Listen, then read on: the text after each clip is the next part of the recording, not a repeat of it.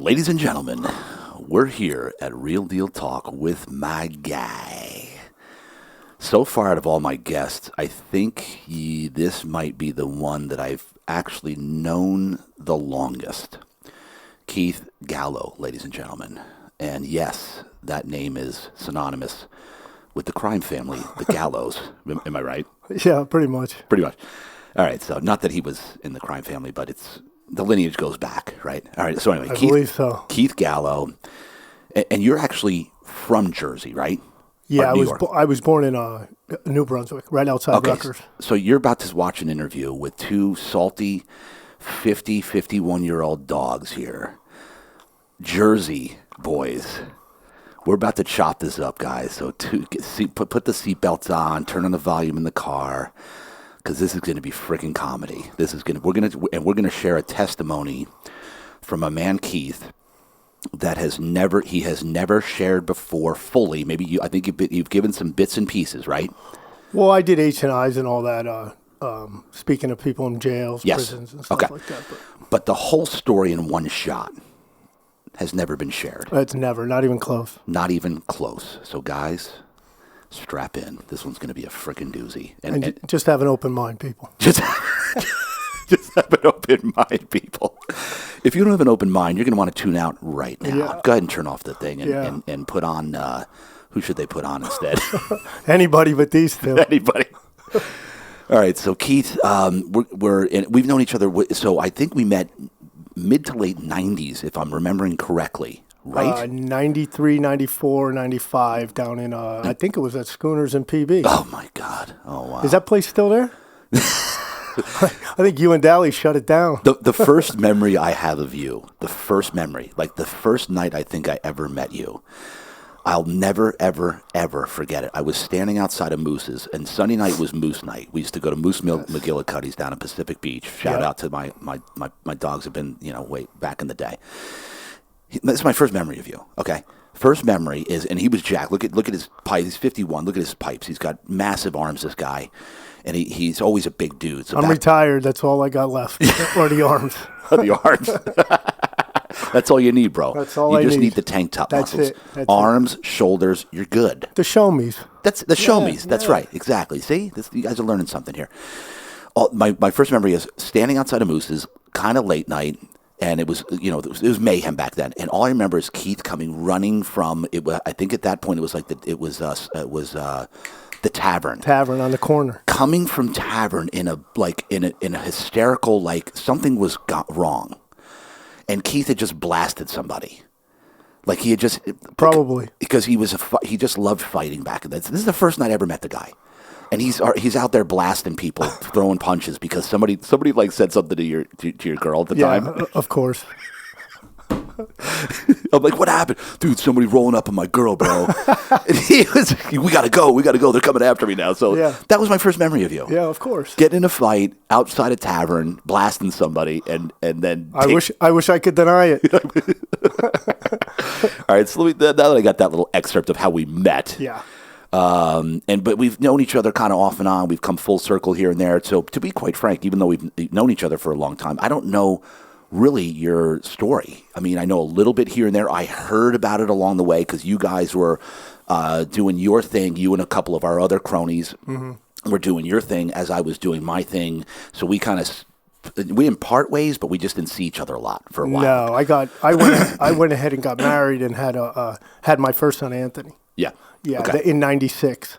So we parted ways until I opened up the restaurant. Until you opened up the restaurant. Yeah. Okay, so here's what we're going to do now, bro, because everybody knows. We're going back. Okay. We're going back to childhood. Give it to me. Born and raised in Jersey. Yeah, I was born... Tell me about the childhood life. I was born in New Brunswick. For those of you who don't know, New Brunswick, New Jersey is famous for Rutgers University. Yes. The train picks up there, takes you into the city. When I was 2, we moved out to Flemington for a company. Yeah. So I lived on I had a great childhood. I lived on a farm, pigs, chickens, steers, quarter horses. My dad was always around. My mom was always around. Yeah. She still is today. But as I got older, I was into the sports, I was into everything, and I was set. I had a great group of friends. Friends are different out there than they are out here. They are. You know that. 100%. Okay. With that being said, everything. Hold on. Sum that up for people watching and listening. Why would you say they're different? Oh, well, a friend out there. Are you kidding me? The front door's always open. They're sleeping. You don't even know if they're your friend or your brother at one point. Right, yeah. You know, they're part of the family. They're there on Christmas. They're taking trips with you. Out here, you can lose a friend overnight. It's ridiculous. Anyhow, I had a great life. I had a girlfriend. I was excelling in baseball. What age was this? Don't jump too far ahead, bro. Don't jump too far ahead on me. This is like 7, 8, 9, All right, 10, 7. 11. Okay, Yeah. so as a child, the parents they loved you. They were together. The parents it was a great household. Grandparents were involved. My mom was involved. My dad was involved. Brothers and sisters. Give me brothers and sisters. Well, I got an older brother, Michael, and then I got a younger sister, Heather. We're all within 2 or 3 years apart. Okay, and you got along with your siblings. Yeah, I got along with my siblings For the most part? Well, of course I did. Or my dad, my dad handled that. Yeah. We all had to get along. Unlike today. Yeah. What do you mean he handled it? Like, Well, what was the discipline like back in the day? oh, it's real simple. He took the watch off, and the garage door closed, and you were in there with him, and one of you was coming back in. It wasn't me. For years. Yeah. You do that now, it's a term. So tell me what would happen. Did he just beat you with a belt? What was it? It was the horse switch. It was a horse switch. It was a horse switch, or it was his open hand. It was an open hand slap by the old man. Yeah, by the old man. Yeah, then he never did it again. So basically, what he would do is we're talking he'd be behind closed doors. He'd make sure there were no witnesses in the garage or the basement. Or the basement. Yeah, these kids now out here better thank God they don't have a basement because I was in there a lot. Yeah, the basement you were going not to come back. Yeah, and remember we started this. He said he had a great childhood, by the way. Yes, I did. So, but this is called discipline. Yeah. So it led to the 80s, and then in the 80s, I saw my dad less and less, and I didn't know what he was doing because I was involved with snowmobile, the season. Did you race BMX at Flemington? No, I did not. Wow. I did not. We went because I raced there. We had the farm, so we were doing the tractor pulls. We Yeah. were doing. My dad was raising quarter horses. We were going there. The bull, the rope, and the cattle and all that. We were doing all that. Yeah. Wow. So I never got in it, but we did race. We did race snowmobiles in the in the winter.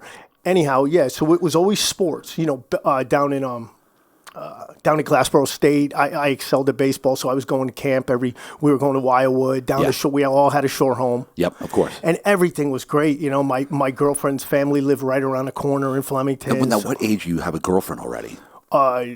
Me and Susan were together from when I was 11 till I left, till the day I left. So 11 was your first girlfriend, you 12, think? Yeah, 11, 12 years old. You meet at the water fountain and you hug. The water fountain. Yeah, remember? Hey, I'm going to go to this class. You go to this class. We'll meet at when the clock strikes 2. We'll go to the water fountain. Unbelievable. All right, so now give me something else. So what sports did you start playing right away early on? I played baseball and I played football. What about wrestling? You didn't wrestle? No, I never wrestled. Really? No, I never wrestled. Huh. No. I would think you'd be a wrestler. Baseball for me was when the snow melted all the way until the snow fell. Because I was going to Glassboro State to do the camp over the summer. Right. That was a month thing. Yeah. So, Pete Rose was there. Rick Cerrone was there. Chris Chan was Cerrone. there. Yeah, remember that? People don't know. Dude, do you remember watching the old school Yankee games in Yankee Stadium? Is there any better memory? Never. I actually just got goosebumps Never. all over my freaking body. Yeah, Thurman Munson was my favorite. Ricky Henderson. Yeah, dude. Dave Winfield. Yeah. Pagliarulo, Pags. Remember Pags? Yeah, of course, Pags. The lineup. It was Willie Randolph, Bucky Dent, Craig Nettles, Don Mattingly. Come on, we could sit here Go forever. down the list. This is a whole nother podcast. We could do the whole lineup. I remember that freaking lineup. You have to go to Mattingly, Pags, cleanup batter, Winfield. I love it. Oh, dude, it was amazing times. And my dad was going to a lot of the games. I didn't go because, going to the Bronx back then, it was tough. A little kid couldn't go there. People have no idea. Yeah, as soon as you got off the Deegan's Parkway, it's a war zone. Yeah, it was like every man for himself. So I didn't get to go to a lot of the playoffs games, but I did go to a lot of regular season. My dad got tickets all the time. We had tickets. My cousin, my uncle, and my dad split Meadowland tickets for the Giants. Yeah. Oh yeah. So I was going to 2 games a year, and. Dude, life was great, man. Yeah. It was, and then, and then. So 11, 12, you got the girl going. Yeah. And then that was the 80s. So we're 80s. into the 80s. We're into the 80s. Because you were born in And 70, 71, 72? Yeah, I was born in 71, July of 71. Okay. Now, unless you've been living under a rock, the beginning of the 80s was the drug. Oh, yeah. It was ridiculous. Even as a kid, you knew. Yeah. So I started seeing my dad less and less, and him and my mom always going at it, and the clothes in the front yard, clothes in the backyard. It was nuts. Well, kicking him out, like saying, you're out of here. But my dad, a lot of people don't understand. My dad was my hero, man. And so he could do no wrong. Right. So my outlook on it was, I'll sit at the window till 8 a.m. waiting for my dad to come home. As long as he came home, it didn't matter. Yeah. So I did that as a kid, and what age was that? Dude, that was I know exactly when it was. It was when I turned 13. Yeah. I never saw the old man. He was gone all the time. So it happened right about 12, 13 is when that started happening. Yes, right is when I needed him the most, because he wasn't coaching me anymore. I was going into Babe Ruth League. Yes. So I was going to other people to perform at sports, and I didn't have him, but I needed him. In other ways. So, but he had coached you up to that point, Oh, he had right? coached me on up everything. in Pop Warner, in baseball, in pretty much everything. Snowmobile riding, taught me about the horses, everything. Yeah. And so did he explain to you, say, hey, I can't coach anymore, or did just not? No, it was he just disappeared. He just disappeared. And he was doing what he was doing. Me and my brother and sister, we had no idea. My mom knew, but she didn't say anything.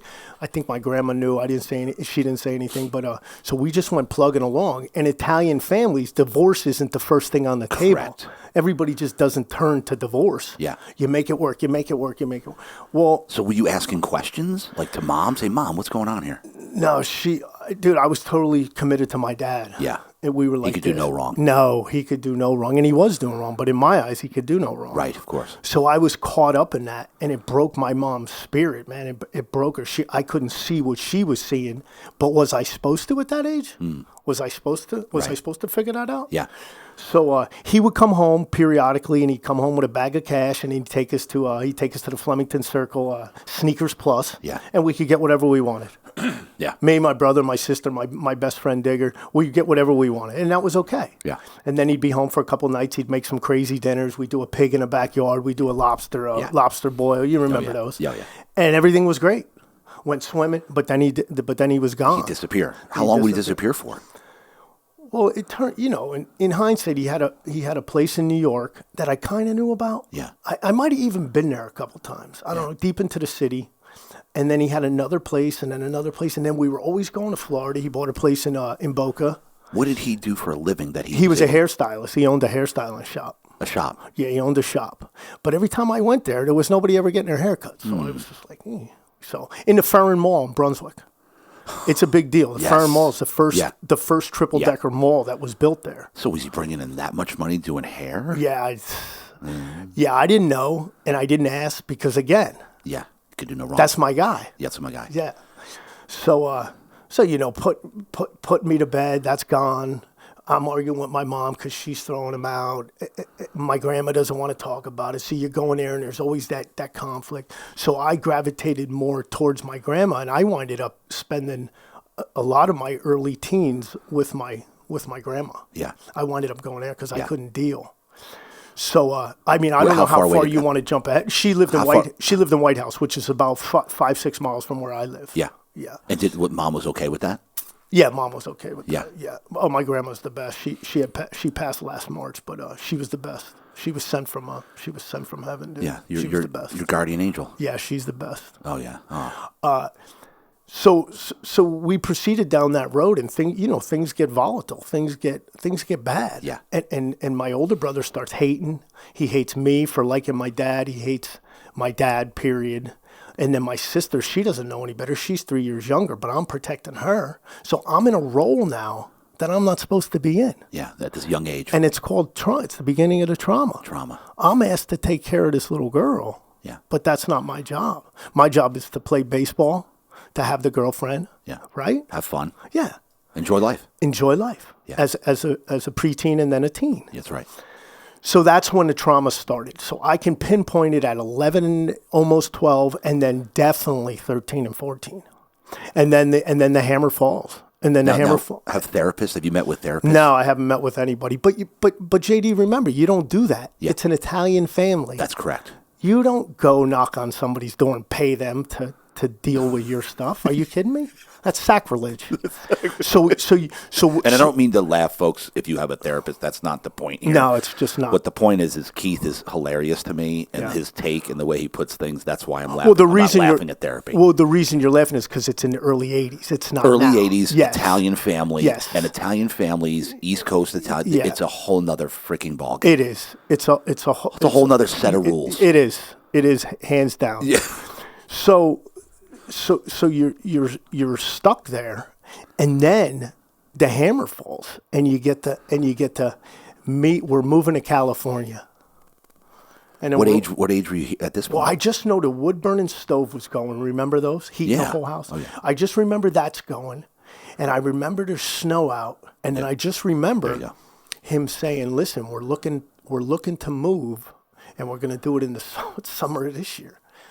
And then my mind starts racing. I'm like, wait a minute, I'm playing Babe Ruth. I'm playing with kids older And than me. Babe Ruth, by the way, it's funny that you mentioned this because yesterday my mom and I had a conversation, and she said, well, what was the league after Little League? I go, it was Babe Ruth. Babe Ruth. It's the first time I've heard that terminology, and then you say it immediately the next day. It's crazy, huh? Yeah, that's the next level of baseball for just so East people, Coast. just so people understand, Yeah. it was made so you can play with kids older than you. Nowadays, because of insurance purposes, you can't jump leagues. You can't be 12 and play with 16-year-olds. You can, but back then you could. Yeah. So they put in the Babe Ruth League, Yes. which allowed me at 13 to be playing with 15 if I could hang. If I Correct. couldn't, I got sent back down. Exactly. So we were Denell and Tony. We were doing all the tournaments. So I'm there, and I got the girl, and I got the snowmobile. I got everything I ever wanted. I've already learned to drive. I'm plowing snow. I'm doing all this stuff, and then all of a sudden, I'm moving to California. I mean, where's California? I just know it was our stop when we were going to Maui when I was a kid, when we were going to Hawaii. That's all you knew. So I was like, are you kidding me? So we moved. We moved in August 1984. It's so funny, dude. I mean, you told me I just remember my dad saying, I'm sending your sister, your brother, your grandma, and your mom on a plane, but I can't get on a plane. So I'm driving. Did he say you too? Oh, so I'm driving. Yeah. So he couldn't get on the plane. So I just know there was a lot of turmoil that whole summer, and then August finally hit. And So you drove with him in the car? So I drove with them, my cousins. And again, your family is outside. So I had my best friend's brother go with us. There was like 7 of us because we had to get 2 cars out. We had to get a trailer out. We had to get the U-Haul out. So we packed up. And just hold on. Let me just break this down for a second here. Out of the freaking blue, he says we're moving to California. Where did this come from? Out of the blue. What grade were you in? Was it at the end of a school Dude, year? I Was was it the middle going of school year? I was going eighth to high This was the school. big time. You were don't going- ever do that. You No, don't never. dude. Not when you're coming into That the high summer school. was supposed to be the greatest. That's it. All your friends. That's the beginning of a book right there. Dude, and then all your friends, Van Halen 5150 album. I've already talked to the baseball. I've already talked to the baseball coach. I'm gonna start on the high school. I've already done clinics and camps, and my girls there. And dude, I already had a ride to school. Guns N' Roses is playing. Dude, Kiss was touring everywhere. Oh, come on, dude. If you're in the 80s and 100 in Central High School, that's where I should have went. coming into high school, it was about 5150 album Van Halen, Guns N' Roses. Go down the list, bro. It was crazy, and you had to complete. Brian Adams. Come on, man. Adams. Come on, dude. U2. U2 was in there. Come on, That throw was it in all a little right. bit. Yeah, U2 was all right. Yeah, we had a little bit of the U2 going. Anyway, anybody sub 40 doesn't know. No, they don't know what we're talking about. Their playlist was way different. Yeah, way different. Yeah. They got involved when it was like, what was it back? Well, the 90s Pearl was crap. Jam. The 90s Pearl was Jam. crap. Yeah, Pearl was all right, but the Pearl rest was of it, decent, yeesh. Anyway. All right. So, but you finished the 8th grade. He at least waited till you finished the school Yeah, year. so that was his plan. What did you say? Were you like, what? Well, what can you? What did your friends say What when can you you say? heard you were leaving? They were devastated, man. Devastated because the friendships you made back east, again, I'm gonna refer, are way different than the friendships I agree. you make out I here. agree because I'm still to this day. My friends were devastated. My best friend, he came with me. He stayed with me until school started. back then it used to start, remember the day after, Labor Day? Labor Day, yeah. So he stayed with me, and then he went back out, and then he came back every year, or I went back there. Yeah. But yeah, we moved out. We moved to Rancho Bernardo, right down That in itself is majorly traumatic. Just uprooting you right before your heyday. Well, that's why my story is so simple at the beginning, because the trauma started, and I know exactly when it did. Yeah. And so it's easy for me to pinpoint, all this, everything had to happen the way it did for me to be sitting here. But at least I know where it started. Right. You know, and I didn't want that for, and getting, later on in this conversation, I'll get to, I didn't want that for my kids. Right. Yeah. Yeah. Okay. All right. So he couldn't fly. He couldn't fly, dude. And we're going to come back around to that later, right? Yeah. So we head out on the Highway 40. Six Mama Lukes on the 40, dude, heading west. My viewers and watchers, they know because you hear me say Mama Luke all the time. Just 6 Mama Lukes heading on the 40. I just remember being in Tennessee thinking that state's never going to end. You got to go bell to bell in that state. We were there a day. Oh my God, it was crazy. Hey, JD, it was crazy. You actually remember that specific? Oh, dude, detail. I remember getting to Needles Desert, and all I'm looking around, and there's just desert. That's not back east. No, come on, man. That was green back there. Yeah, dude. But people don't realize that Jersey, it's called the Garden State for a reason. Yes, it's all green. Yes, it's all green, and you got all the seasons, man. And then you got different clothes. Dude, I got my hair parted down the middle, and I got a flannel. I got a flannel on. So did I. Are you kidding me? Yeah, right down the middle. And I'm in Needles Desert, and I'm in Flannel Needles boots. Desert looking around going, what am I doing? And I'm thinking it's just all ocean and palm trees, but it ain't. So we get to California in late August of and you arrived to, you said Rancho Bernardo?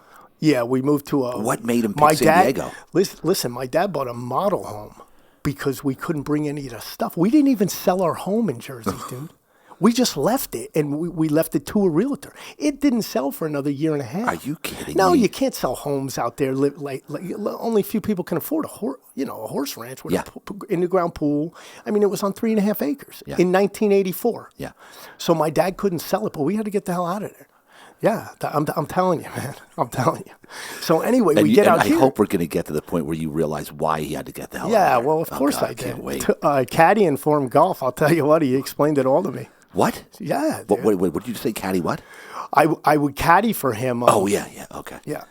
And this story hits close to home here because my dad, when we moved out here, we moved out in 84. By 87, he had a job here at Claremont Mesa Ford. Really? It's now Kearney Mesa Ford. Right down the road. Right down the road. My childhood was spent on this road. My teens were spent on this road because I was working there. I was detailing cars there. Wow. Yeah. But anyway, that's for later. But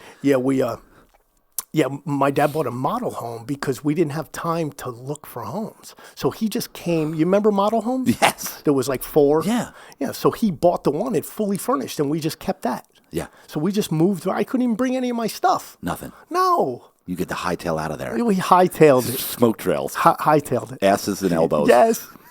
6 of us. 6 of us. Anyway, Asses and elbows. So we make it to Rancho Bernardo, and a nice little community. Everybody's skating around. Dude, I was hey, listen. It was like you plopped me in a place I didn't belong. Like I said, hair parted down the middle, feathered. I got a guinea tee on with a thermal. Dude, come on, man. Feathered. I used to and I went to school at Mount Carmel, and the reason my dad says the reason we chose Rancho Bernardo because I don't know what year you got out here or what you know 90. about sports in Rancho Penasquitos, but Mount Carmel was the best high school baseball team around. They're phenomenal. And Coach Blaylock was there, and you know him. Yeah. He's famous. the top baseball coach voted in America. Yeah. High school baseball. Yeah. Well, his son went on to play for the Rangers and the Yanks. But anyway, so he was there. And so I went and met with him. He's like, "Hey, are you a pissant?" I remember that. Are you a pissant? He said you're a pissant? He said, "Are you?" Because I had to make the team. Yeah. And he looks at me and he says, "Are you going to be the pissant I need?" And that's the guy who gets everything. Fully dirty, runs everything out, bunts, squeeze, everything. And I answered, "Yeah, I am." And he gave me a spot on the roster, man. I just a new kid moved basically a utility player. Yeah. AKA. Yeah, these kids are the kids on the squad were groomed to play for Mount Carmel because they lived here. Yeah. They did all the travel. They did all that. The camps. Yeah. I did all that back in New Jersey. Right. So I made the team, and everything was good on that regard. But I was I was out of place, man. I was out of sorts. I wasn't able to be the guinea kid from New Jersey because there was no other guinea kids from New Jersey. Yeah. So it was just me. I used to go home from school and cry. Yeah. Every day. Matter of fact, JD, when school was over, I got on a plane and went back to New Jersey and stayed with my best friend for the whole summer. Yeah. And then, you get homesick because you're an Italian kid with the family. I get homesick. I want to come home. So, So right away, did you make any friends on the baseball team? Did you? Yeah, of course, dude. Everybody was cordial. Everybody was nice. That's a fraternity. Yeah, and I fit in. And man, I guess, but it was just a culture shock. There's a lot of Filipino descent here. Oh, yeah. In Rancho Penasquitos. Yep. And then the town I lived in had the Westwood Club in Rancho Bernardo, and I played tennis there. I went in the pool there. They had a big high dive. I remember the big diving board. So I made a lot of friends there, and everything was good, man. We got into a little stuff. Everybody rode bikes, and then behind Lake Hodges had water in it then, so we'd go down there fishing, and we had 2 ATCs. We drove them back there. It's all houses now, but everything was good. So did you leave your girlfriend behind? Yeah, I left my girl. That was hard. Yeah. Yeah. I remember with the boombox. Remember the boombox? The night before I left, I'm on Locust Road. It's a dirt road. Did one of those. And I got Run to You on it by Bryan Adams, and she's walking with me. I'm walking her home. Oh my God. And I dropped her off, and then I got to walk home with my boombox with Bryan Adams playing. Yeah. Like something out of a movie. Yeah, like the movie. What was the movie again? What's the guy that has the Say anything. Come on, with the trench. Say anything. I got that on my playlist now. You kidding me? Your eyes, was that in your eyes, the light, the heat. Oh my God. You guys don't know nothing about this. No, they don't. They don't. All right. So you're out here, your baseball team, you're coming home, you're crying every day. So you remember coming home just crying, you were miserable, Yeah, just out of It wasn't like that. Like I didn't go in a room. So I just, whenever I would talk, it would always be why do I got to be out here? Why? And then that's anger, and then that's trauma. Right. Oh, of course. So that every little bit is traumatic. So just keep track of the trauma category. Yeah. So now, and your mom's out here. Yeah, my mom's out here. She got a paralegal job. She went on to work for the same attorney in Oceanside for 38 years. She retired 4 years ago. Wow. So she was there. She had a job. My dad was it's so funny. My dad keeps getting these envelopes in the mail, and he's not working. So I guess he was still getting money sent to him. Yeah. Fuck, I don't know. Yeah. That's another question. But anyway. So he's doing that, and then I'm going to school. I get straight A's, 9th grade. Next year, I make the baseball team again. Yeah. And then I'm starting to fit in now, but I'm starting to fit in with the wrong people. You know what I'm saying? Yes. So I'm starting to transition into, all right, this is cool, hanging out after school, not going home, not crying, not bitching. Yeah. But I fell in with the wrong people, Yeah. And, no names, nothing like that. But I started smoking a little weed. Yeah. And then there's the beginning. This was 15, 16? Yeah. You're talking about a kid, just so people know that are listening. You're talking about a kid, Keith Gallo. I didn't even know what weed was, dude. Wow. I never even seen it in New Jersey. Yeah. And that's pretty hard to do. I mean, all the way through your 14th year. That's very similar to my hometown, too. That's crazy. Which is odd. Out here, they got fentanyl at 11. Yeah, at 11. Yeah. Yeah. Putting it in a candy, putting it in a thing. So I didn't even know what any of that stuff was. So I would go to school, I'd go to baseball, and then after baseball was over, I'd go smoke weed. But with that comes, instead of going home and meeting at the table and talking to your mom and dad, where do you go? You go right to your room and hope they don't say your name because you're high. Yeah. Okay. So then by the end of sophomore year, my grades dipped because that's all part of it. Yep. And then I didn't want to play baseball anymore. Oh. So that hits the parents. Like, did I do it to get back at them? Right. Probably, right? Yeah. And then I did. And then I started doing the crank. But What's I didn't. Crank? The crystal. So you started doing crystal. You went right from weed. Yeah, I went right from weed crystal. in the summer of almost junior year.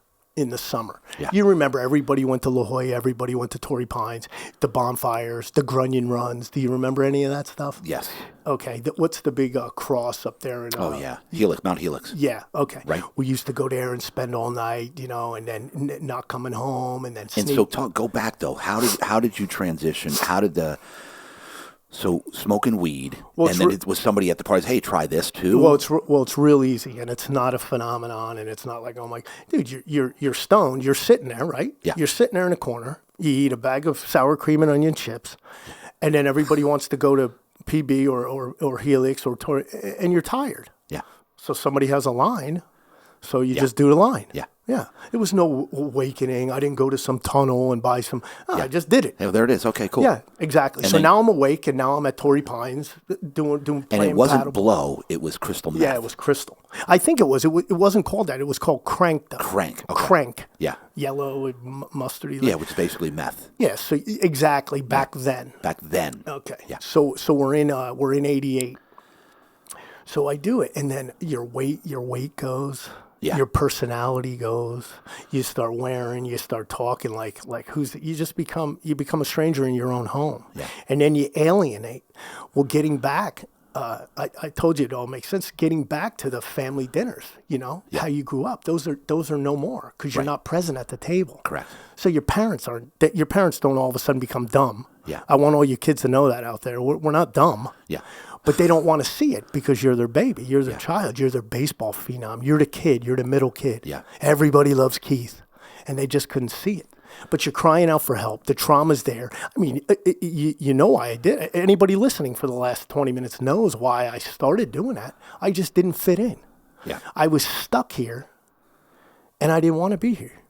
So what's the best way not to want to be here? You get high. You escape. You escape. And it becomes daily. So the grades go. So the end of junior. How bad the grades get? Well, I think I still got by because I graduated. I wound up taking my GED. That'll explain to you what I was doing on Claremont Mesa Boulevard. At the end of junior year, instead of go back to the school and just live this nightmare, I wasn't playing sports anymore. So why go to school? So you quit junior year? No. So I made it through junior year and I passed. Okay. Meaning baseball. When you stop baseball? So I stopped baseball. I didn't try out for junior Gotcha. year. So I stopped after sophomore. Yeah. Okay. And I got in a few games. My mom came, saw me, all that stuff. So I got that to hold on to.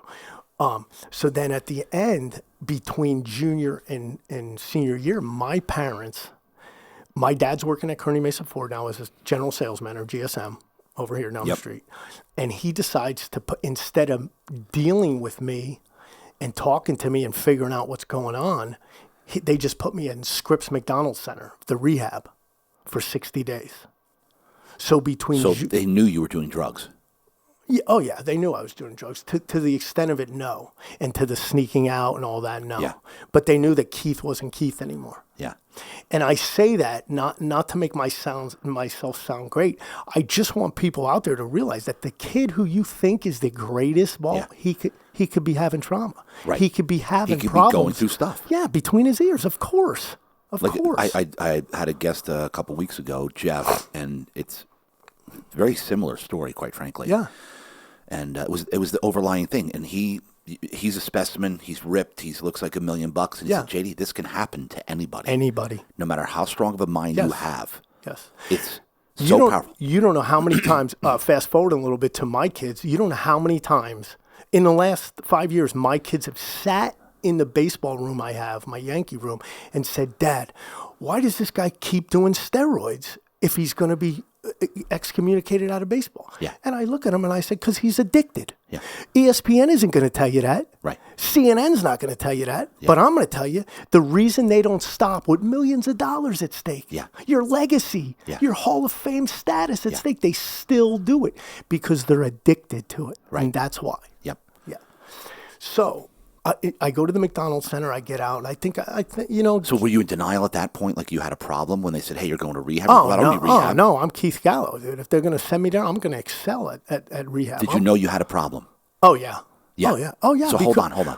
Give me the extent. Give me some details here. This is how I knew I had a problem. How often were you doing crank? Every day? Every night? No. Weekends. Weekends. It was a weekend drug, yeah. It was a weekend drug. And then the weed was there, but I didn't like it. It was almost, it's funny. It's almost, I think I smoke weed to do a line. Yeah. Does that make sense? It does. And then I did the line so I could drink. It's crazy. So boom, no, boom, but boom. this is exactly the way it works. So I went to rehab, and then when I get out of rehab, I think I lasted, I don't even know, 8 or 9 months. I think I stayed sober, and key sober. At what age is this? Dude, I'm 17. 17. I'm God, 17. I didn't know that was your. Yeah, I'm 17 years old. So listen, I'm 17, and then I relapse. And this is the part that begins the trauma that's unprecedented in today's, like, people are going to have a hard time with this. Yeah. I start doing drugs again with my dad. He's working at Kearney Mesa Ford in the late 80s, early 90s. Yeah. Okay? Him and my mom's always at work. He's always here. Dude, he was making a grip of money. Yeah. I mean, all the Chargers were his reps over there. You know, they come and throw the football at the dealerships. Yeah. He's on the roof. He's doing commercials. And he's just the company car, Mustang, GT. Yeah. You know, the whole thing. And then he starts selling cars to Cabo. Cabo was starting to be big then. You're going to the airport instead of taking the bus into town with the switchbacks. My dad sold them Bronco 2s, and the people who landed would use his Bronco 2s. So he had to connect. That's as much as I know about it. There's probably more verbiage to that, but I don't know it. I just know that my dad was selling Bronco 2s to Cabo, to the hotels and everything, and that's how they were getting people to and from. Okay, so there was parties. There was celebrity golf tournaments. I mean, I was doing stuff at 17 that grown adults haven't even done today. Yeah. I'm going to celebrity events. I'm traveling. I'm going to Holyfield fights in Vegas. I'm meeting my dad at airports and on a whim. I'm flying here. I'm flying to Cabo 3 years in a row. My dad would do the Bisbee tournament down in Cabo, and we would go with him. But the extent and the trauma that has is, whoa, dude, I'm getting high with the old man. So when did that start? And now the crown. How did it start? I believe we were at a golf tournament, man, and my dad had rented out at the DoubleTree right over here. You know the golf course. They're what are they building roads now or something over there? The DoubleTree Hotel right over here. Yeah, in Penasquitos. Yeah. So I think we were at a golf tournament there, and my dad. I was doing lines with him before and after the tournament. Yeah. So that started there? Yeah, so it started That was there. the first time he said, "Hey, Keith." Yeah, so it was early 17 years old, yeah. And so he offered you a line. Yeah, well everybody. It wasn't just daddy and son doing it. Everybody was doing lines. Oh, yeah. Oh, dude. Come on, man. There wasn't a ball player on the planet back then. But Not doing lines. Yeah. So anyway, so it's the alcohol and that now. No more weed, no more thing, because I couldn't stand weed. Yeah. So it was the coke, and to this day that was my drug of choice. Yeah. Is cocaine. Yeah. So we're going. So how'd you feel at that point when you're like doing? It was probably like you were thinking it was kind of cool doing lines with your pops. Well. At that time, I got my hero back. I'm hanging with my hero again. Yeah. Now he's the GSM. Now he's got the $1,000 suits on. Yeah. And he's back. He's back. The pops is back. Yes. Yeah. So he was dormant for a while. Yeah. And now he's back. Just out of rehab, I get to hang with the old man, you know. Yes. So then I become his excuse to get out. Now see if you follow this. My mom's at home, little Italian lady, she's 5'2", and she's working her tail off, paralegal, taking care of the house, cleaning it, taking care of us, raising my little sister, and he wants to go out and do shit. But how's he going to do stuff if, you know, it's pretty hard to say, yeah, I won't be home for 2 nights. But if he takes his kid with him, yeah, it's okay. It's okay. Because my little Italian mom's saying, well, Keithy's with him. Yeah. What could go wrong? Be fine. Yeah. So that's trauma on a whole nother level now. On a whole nother level. So he would take you. Yeah, he would take me on little trips. You know, the Vegas trips, the Scottsdale trips. I would caddy for him. Vegas all the time. I mean, there was times my mom went too. You know, but it was always me and him. We're back together again. Yeah. You know, we're back instead of being back riding horses and playing baseball and snowmobiling. Now we're back partying, caddying, helping him. He gets so senior year. I convinced my parents, hey, let me take the GED and go to work with Dad. So now I'm getting up in the morning, going to Kearney Mesa Ford and detailing cars and making a grip of money because I'm detailing everybody that works there. Yeah. You know, who's you're going to make the most money detailing your car, JD. Yeah, of course. Right? Yeah. So I'm detailing everybody's car there, plus all the cars that got to go in the lot. So I'm there with him. I take my GED in April of '89. I graduate early. I take my high school equivalency GED early. So now I'm done. I got 100% on the test. I'm done. So then I'm working with him, and we're going into the we're going into the '90s now. The summer of 1990, and it's full bore ahead. I don't even know how I'm sitting here today. It's crazy. It just went even further. Oh, dude. Oh. What was the first thing? So you stayed working there. What did you get? Well, I was getting paid by his associates. I'm getting paid in drugs. I mean, they're leaving. I'm detailing their car, and they're leaving bags for me in the. Are you serious? Oh, come on, dude. There wasn't a car salesman in the world not doing it. Come on. You're selling 30 units a month. You're not sober. You're nuts. Come on. So yeah, so they're just leaving bags of Coke?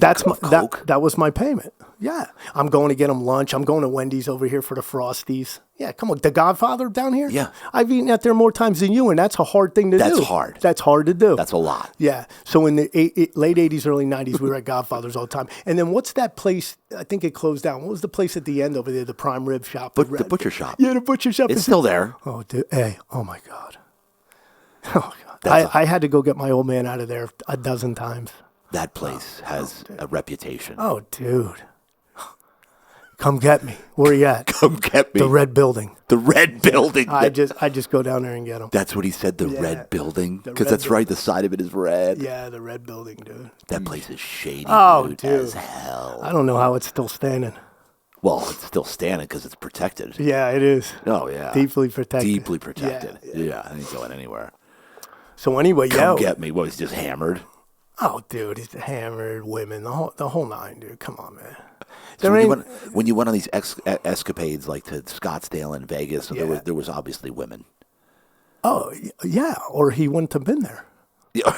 Yeah. Hey, people got to understand, in the 80s and the 90s, you didn't do drugs with dudes. You didn't. It wasn't like that, man. I mean, there's 2 or 3 things that are just set in stone. There's going to be drugs, there's going to be women, and then we're going to know everybody. Yeah. If I went to PB, I didn't pay for anything. No. Doesn't that make it easier on the person? Exactly. Yeah. Yeah. So let's go to Moose's. JD's at the door, and Cousin Craig's bartending. Yeah. I mean. Yeah. So that's where I am every week. We were royalty in PB. And then you start banging with your old man down there. Oh my! Come on, dude. So anyway, unbelievable. Yeah, so we burnt San Diego, we burnt PB. It's impossible to burn Vegas, but we tried. I mean, it was nuts, man. Yeah, it was crazy times. And this is 18, 19, 20. Did you? I'm definitely 18. That's why I can't elaborate on 18. I can't put the sequences together because it was just, dude, it was too much. Oh my God, it's too much to this day. And I'm of sound mind and body for 15 years. I still can't piece it together, but I could piece together the trauma to get me there. Yeah. And then 19. So 18 years old. I'm done. We just doing blow every day. My nose was tilted. It was tilted. Tilted. It was never. It was. You were always. Yeah, but what I got into. And I never left was taking care of my body. I know that sounds moronic, but I was always in the gym. Yeah. We had garage was the speed. Yeah, you were jacked. Yeah, the garage was the speed. I was always eating. I was always sleeping. But that leads to just a functioning drug addict. Correct. That's all that is. That's right. I mean, that's no pat on the back. Yeah. So maybe if I would have fell earlier, but I never fell, and I was always boom, and that's attributed to the way I was raised, dude. I was roping steers and plowing snow at 8 years old. I mean, come on, nothing's going to take me down. PB ain't. I tried, but oh man.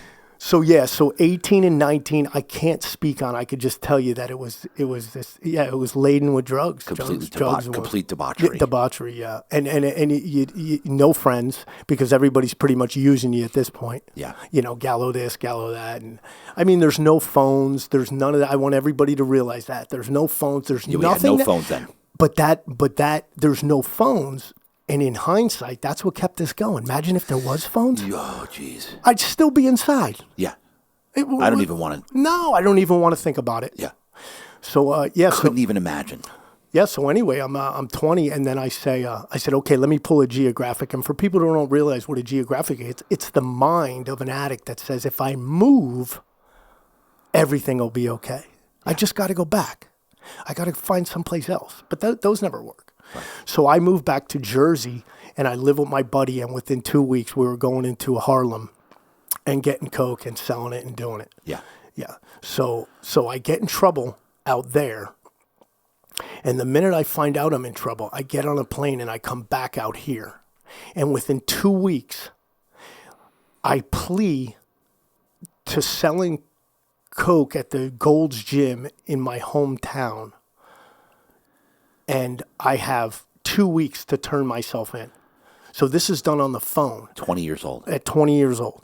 And I have a co-defendant. I'll leave his name out of it. But I have a co-defendant. So his attorney's pretty much helping me along, so I don't got to keep flying back for this rehearsal and this appointment. So believe it or not, I was able to do all that stuff via the phone. But I had 2 weeks. And everybody has a moment in their life that they'll never, ever, ever forget in situations like this. And I remember my mom and my dad taking me to San Diego Airport. And keep in mind, I'm suppressing everything my dad did. Everything that got me to that moment, I got somewhere inside of me. I haven't told anybody. Yeah. So my mommy and my daddy are taking me to San Diego Airport. For those of you not familiar with the airport, you used to have to walk up these stairs to get to where your flight is. Right. Okay, the stairs weren't outside. You just walk right in and then up. I remember. And I just remember my mom and dad bawling as I'm walking up the stairs, and I'm turning around, dude, and I got chills right now. Yeah. And I just remember saying goodbye to them.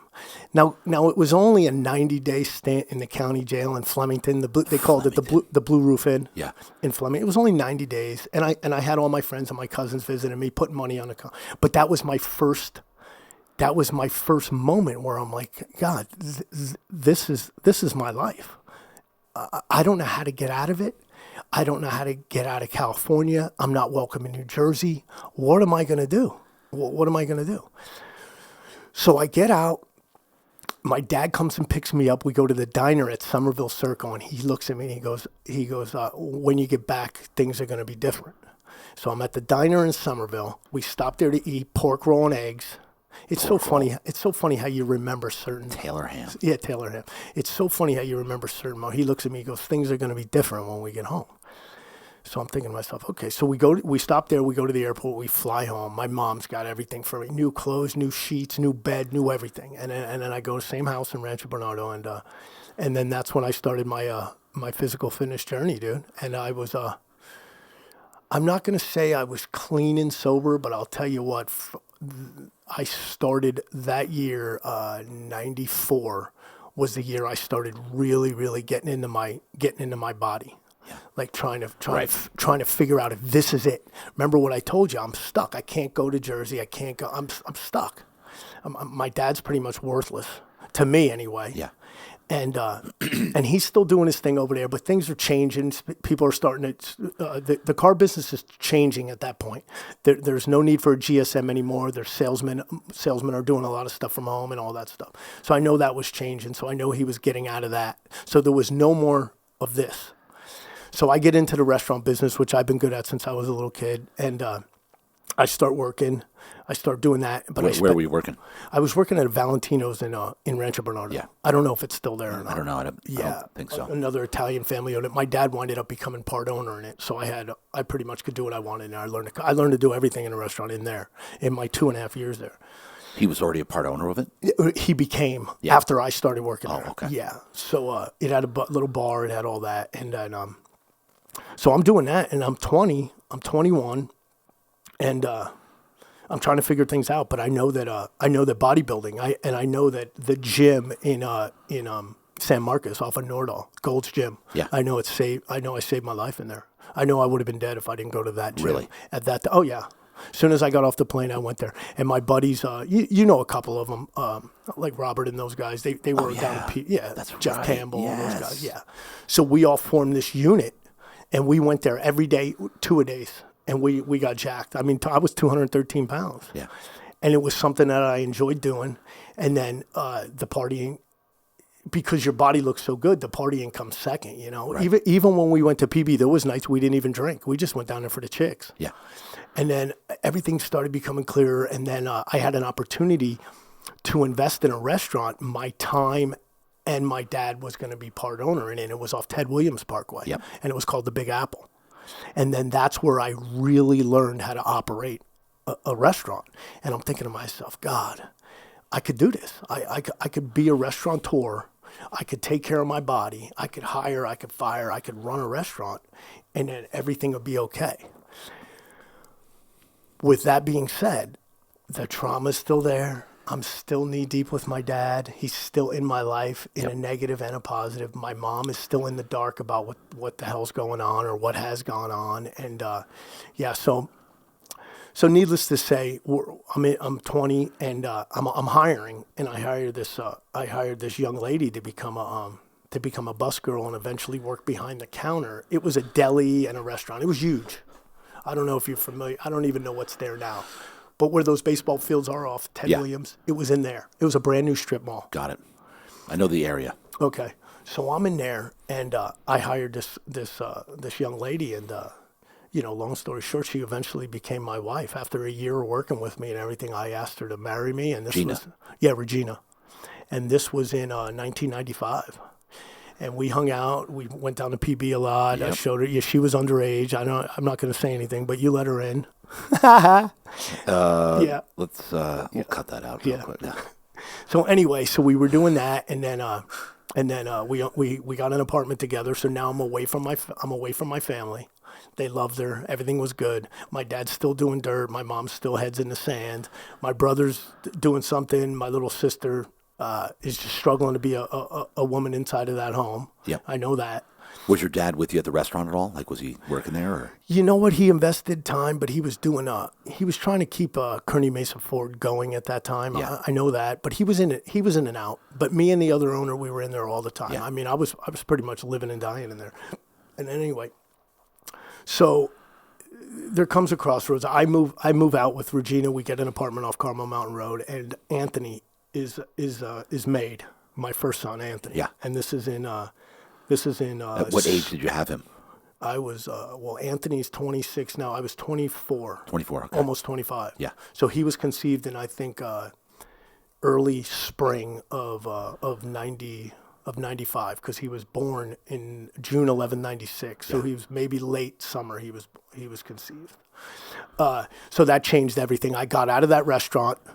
I let that go, and I figured, where can I work, take care of Why did you leave the restaurant? What? Why did you leave the restaurant? Because I got her out of there because she was pregnant, and then it just wasn't conducive to what I was doing, and I wasn't really making what I needed to make. Yeah. So I needed to make a change. But I had learned everything in there in a year and a half. Yeah. So I became a bartender, and I bartended at back to that golf course. I was bartending at the DoubleTree off of Carmel Mountain Road. Yep. And it was the coolest gig, man. Phil Mickelson all the time, all those guys. And this is in 95, 96. Plus, working for the DoubleTree, I got this is another reason I did. I got full insurance. I got all the perks, Yeah. And that was important when you're having a kid. Yeah. So so Anthony's born in 96, and in 96 I stopped everything, squeaky clean. And we went ahead and moved to Temecula the day after Anthony was born. So June 12th, 1996, I moved to Temecula. And my mom and my dad were just about to follow me up there. And I don't know, something had happened. Like I said, I was estranged from them because I had my own gig now. Yeah. Yeah. So my brother's still up in Santa Barbara, going to school up there. I went up there for a few months, partied my way out of there. That was in 95. I came home, ran a restaurant, so I'm in 96. Anthony's born, so now we're in Temecula. And from 96, Anthony was born, and then by 98, Joseph was born. I stopped working at the DoubleTree, and I opened up my own mobile detailing. Wait, 98, who was born? Joseph, my second son. Second one, 98. Yeah, 98. Okay.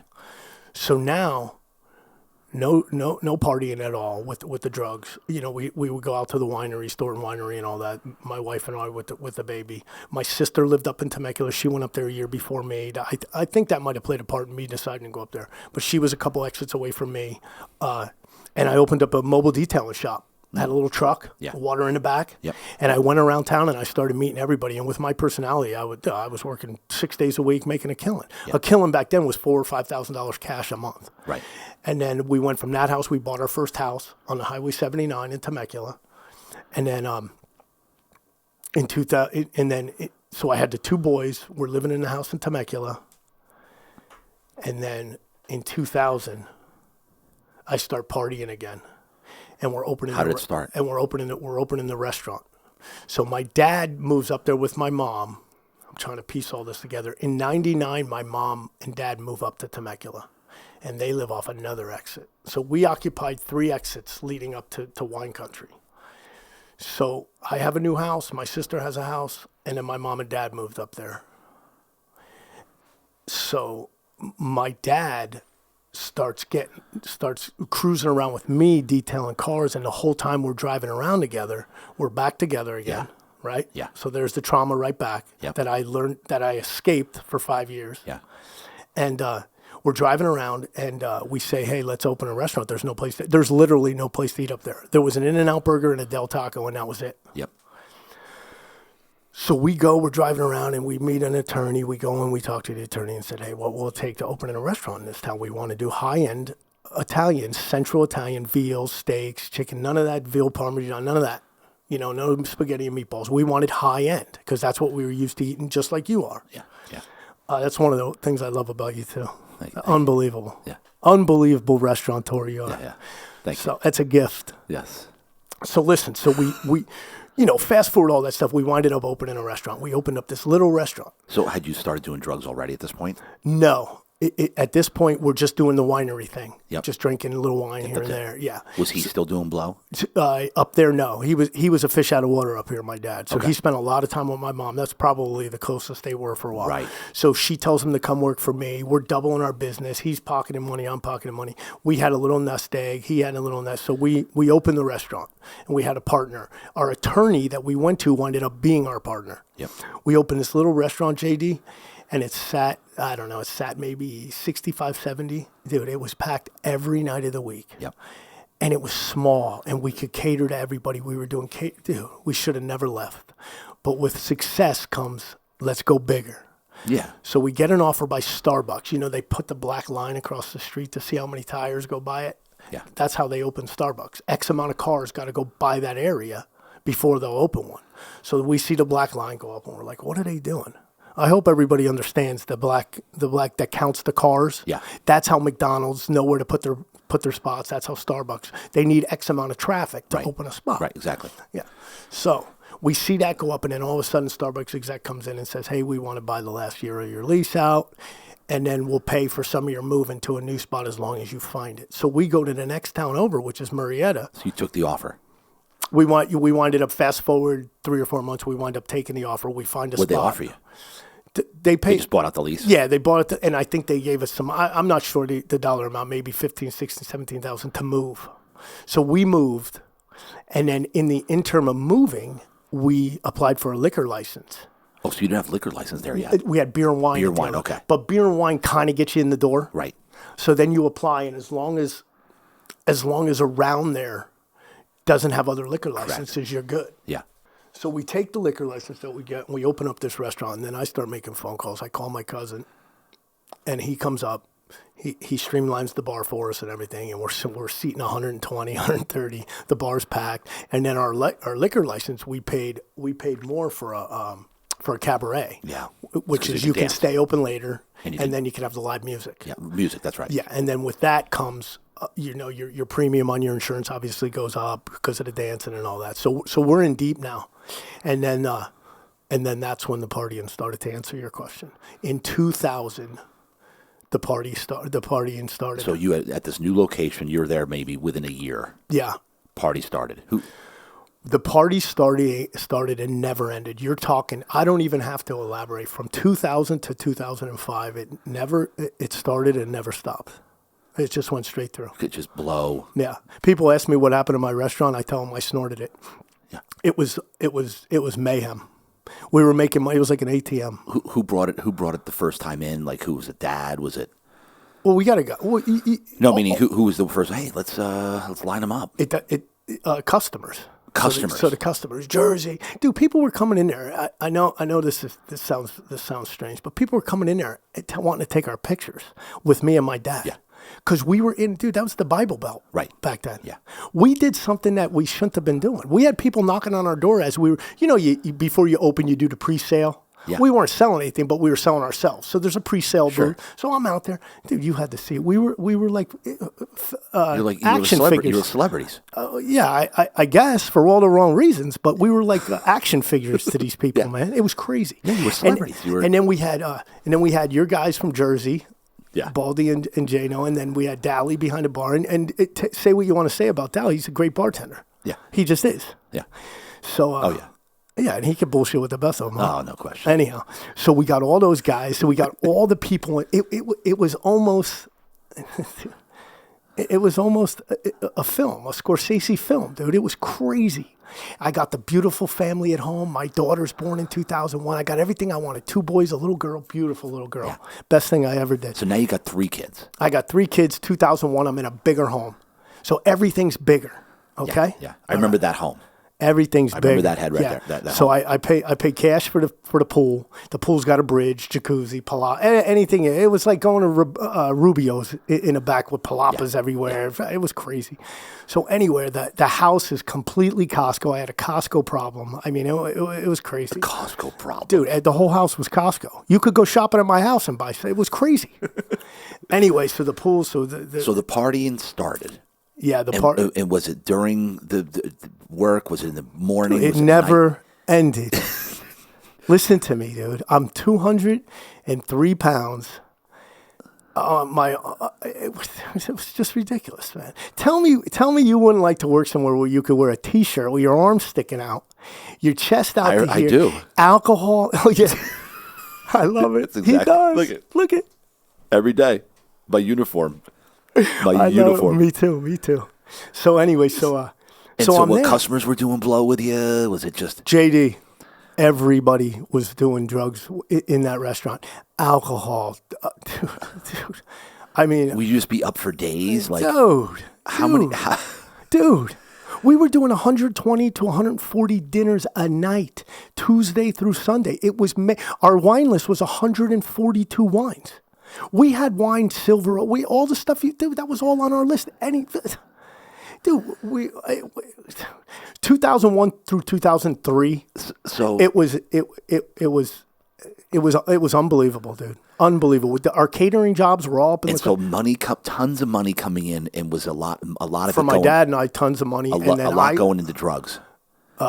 Yeah, but then back then, I don't know if this was your business, but back then, it was a lot of bartering.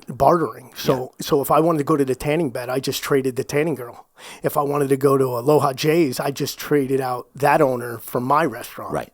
So very few money transfers were taking place. The guy dropping the coke off, I would just buy him and his family dinner. Yeah. Or give him a gift certificate, or give him whatever, swag, any of that stuff. Yeah. So I mean, when you say it wasn't like we were buying kilos, it was. You know what's funny, dude, is we didn't sell anything.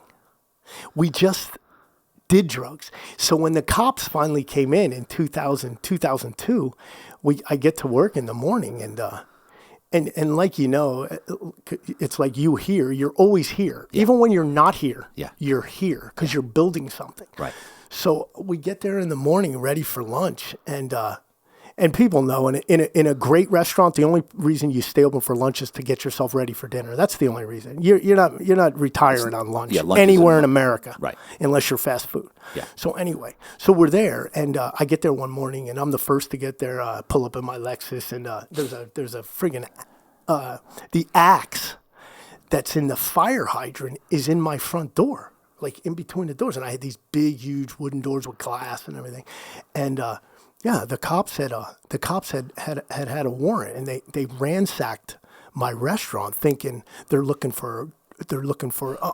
Eventually, we find out they're looking for guns, prostitution, and drugs. Yeah. Thinking we're involved in all 3 of them. Yeah. I think it's the years. I don't know what years The Sopranos came up, but I remember saying to a cop, "You watching too many Soprano episodes, dude." Yeah. I mean, we're not doing any of this stuff, dude. We had the ceiling with the It looked like big balloons for your ceiling. They had ripped it all, thinking it's up there. They had dumped all the breadcrumb in the flour bins, at restaurants. Yeah. They ransacked. And you know what they found? They found half a joint in the busboys' ashtray out back. When they break, Yeah. there's that's what they found. Nothing. So they come there, they're waiting for us. They take my dad in the bathroom. They take me in the office. They think we're going to tell on each other. It's crazy, dude. They didn't find anything. We had an attorney that... What were they asking? Oh, they were looking for those. They thought we were running prostitution out of there because of all the women that would go there. They thought we were running drugs out of there. And then something about guns, man. I don't know.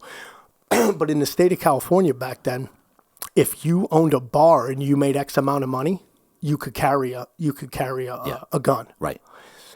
It's stupid because some reason it had to be in the trunk though. So what do you say to the robber? Hey, hold on, don't rob me. I'm going to go to my trunk. Yeah. So anyway, I find that funny. That's ridiculous. So anyway, they were looking for all that stuff. I mean, it's just absurdity, dude. If I didn't read it on the thing on the paperwork, I wouldn't have believed it. So when they do that, who pays for the repairs that they just... So we sue them, right? So we sue them. Yeah. We sued them for, I don't know, because we had attorneys. Dude, all our clients, like you, our clients are upscale people, dude. Doctors, lawyers, ranch owners. So anyway, so the attorney at the bar, he's in there and he's like, dude, I can't believe this, man. Oh, this is going to shut. Let's file. So we filed. I think they lost, and I think we won $3,000. $3,250 or something. Oh That's God. The check we got. So anyway, we paid to have it all redone. But again, you could trade it all out. Yeah. So Cisco came in, gave us our breadcrumb back. The roof guy came in, we traded him out. I traded pretty much everything back then. Right. Everything. Yeah. So that's where we're at. But then that's the beginning of the end because that happened. Now all publicity is, whether good or bad, is good. It is great, right? Yes. It doesn't matter if it's good or bad. It attracts attention. You're out there. Right. But there's not social media back then like there is here. So we don't really have a chance to explain anything. So you go from being invited to all the mixers to not be invited to all the mixers because of the women. You wind up having cops constantly in there masquerading as freaking patrons. And you start getting put, some of these elbows years you're going, yeah. So, I remember it all to this day. My wife starts getting pulled over on the overpasses. The cops rat me out. We know what your husband does. Do you want to know? Follow us to the place. Yeah. Dude. Oh, really? Oh, dude. This was after they came in? This was after they came in and all through till we sold it in 2005. Yeah. It got way ugly before it got worse. There was I got divorced, my dad got divorced, my cousin, he split. Okay, so hold on a second. Hold on. So Pat, when they ransacked the place, after that point, did you start right back up doing drugs in the restaurant?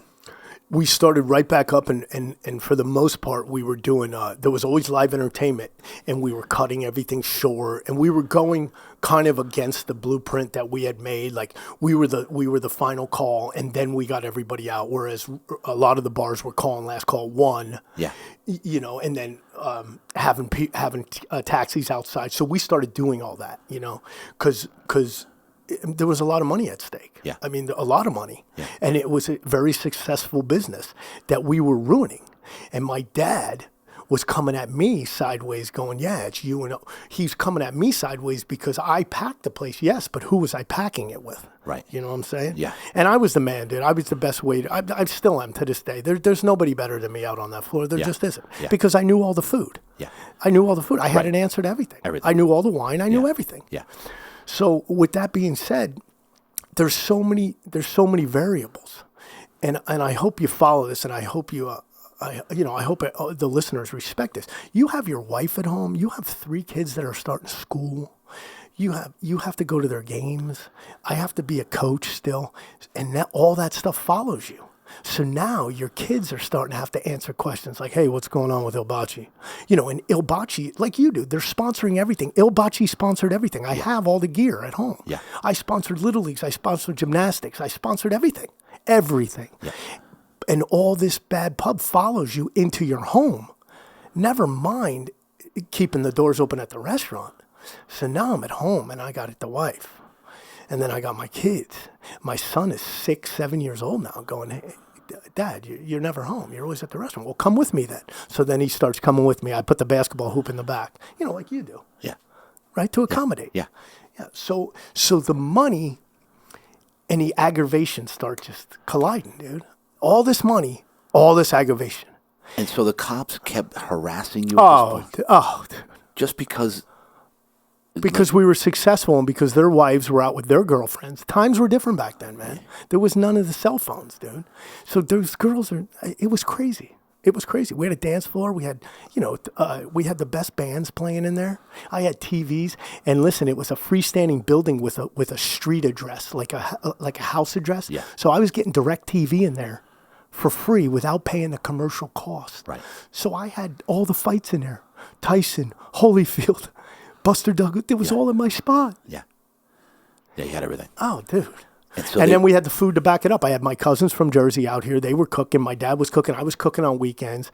It was lunacy. But so this trickled into your family life. They were questioning. So that put dissension between you and your wife. Oh yeah, she started showing up at the restaurant more, whereas she was a stay-at-home mom doing her thing. She was in charge of everything, ran a tight ship. My kids wanted for nothing, and I'm not talking monetary stuff. I'm talking reading. Yeah. I'm talking about bathing. I'm talking about swimming. Running the whole house. Yes, dude. Yeah. Yes. Yeah. Visiting with the grandparents, making sure they came, making sure they went. She was planning Maui vacation. She was planning Yankee Stadium vacations, everything. And drugs and alcohol took that. Drugs and alcohol took that from me. Yeah, they did. Yep. And so then you were just. So 2005, she drops the hammer. She says, "I'm leaving." So at this point, were you still doing blow for days, staying up for days? Like I said, we took a step back, but yeah, we were. So now it goes. The drug addicts out there are gonna love it. It was only weekends now. You know, let me just do it on the weekends. Right. But the weekends spill over into Monday. Of course. Yeah. But I'm still a coach. I still got muscles. Yeah. I still got everything that's allowing me to convince myself that it was okay. That's okay. Because I got the best restaurant in San Diego. North County Magazine, best restaurant, 2001 through 2003. Look it up. It's there. Biggest wine list in all Riverside County. We had everything. I had the house. I had the thing. But listen to me. As quick as all that came, it's gone. My house is gone. My divorce is almost final. And this is only 2005, dude. Yeah. My restaurant is sold for, I think my dad and I split the cost of the liquor license. We sold it to P.F. Chang's in Riverside for $59,000, and I think we split that. But as far as the restaurant, we didn't lose anything. We didn't owe any sales tax, which is hard to do. Because when a restaurant's failing or any business, they never pay sales tax. Yeah. And then you're always owed. We didn't climb into that bed, but there was a lot. Yeah, there was a lot of a nightmare, dude. It just was. So 2005, I still want my family. So I checked myself into another rehab in Palm Desert because now I can't see my kids. I can't do anything, and I think I'm living in a house. So what do you mean you can't see them? She won't let me see them. She filed for divorce. When what came with that came a lot of telling. Yeah, he's doing drugs. He's doing this. So in the court's eyes, I'm this restaurateur, coach of Little League, but I'm a bad person, and I can't. Yeah. And it's all centered around drugs. I can't pass the drug test. It's impossible. Right. So I checked myself into another rehab in 2005, and I do another, I'm sober for 9 months, and I think I got it. And I get my kids, and we split custody, and Regina's doing her thing. We're fully divorced, separated, divorced, whatever. And then, I made amends with my family, and my mom and dad are split at this time. My dad's living on the East Coast. I'm out here. They're done. And then in late 2006, I'm sober 9 months, and then I relapse. And I relapse at a mortgage firm.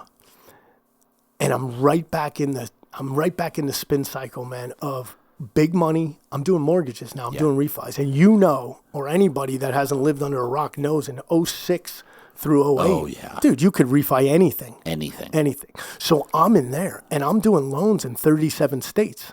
My guy that I grew up with at Mount Carmel High School, he owns New World Mortgage. I'm working there. I'm in a little cubicle, and I'm killing it, dude, because I can talk. Yes. So I'm killing it. I tell my mom, hey, I don't got I'm going to sell the house. I'm going to go live in a condo. I'm going to save all this money, Mom. I got my kids back. Everything's good. You know, you don't have to keep an eye on me anymore. I'm good. I'm 8 months sober, 9 months sober. Dude, I was in that condo 1 month. I'm high again. I'm seeing my kids, but my wife's kind of looking at me strange or my ex-wife's looking at me kind of strange when she drops them off. Couple altercations, anger starts coming now. How did you get back into it? What did you do? Well, the mortgage business is a different animal. In the restaurant industry, I knew everything, and I owned it. Yeah. And I could come and go as I want. If I wanted to call in, I could call in. If I wanted to fly here, I could fly there. But with the mortgage industry, you got to follow everything to close of loan. To the T, yeah. Yeah. Well, with that comes stress and a whole different Keith. I'm in a suit and tie. I'm sweating. I'm in a cubicle. I can't do what I want to do. I got to follow. You got to follow everything. Yes. And then you got people you don't know that aren't sitting in front of you. They're live. Their money is in your hands. So with that came, hey, let's go to this bar and figure it out. And we'll sit there and we'll write it out. And then before you know it, somebody offers you a line of Coke. You want to finish a mortgage loan, you do it. Yeah. And then I'm right back in it. Yep. And then I buy the house. Cash money. Me and the owner of the thing, we buy a house together. He goes, hey, buy it. You pay the mortgage on it. When we sell it, we'll split profit. And this is in 2007. Yeah. So I'm living in this beautiful house, dude. Everything is decorated. Dude, it's a single guy's dream, dude. Yeah. I got my kids. I decorated Charger room, Yankee room. I had a net branch. I had people working for me in there. And then here's the second half of Keith's life right here. I mean, this is it. What happens next is all that trauma, all that stuff had to happen for this day to happen. And when it happened, it was grandiose because JD, everything I had been doing was on such a scale that it wasn't just going to go peacefully into the night. It just wasn't. There's no way. It was going to go down.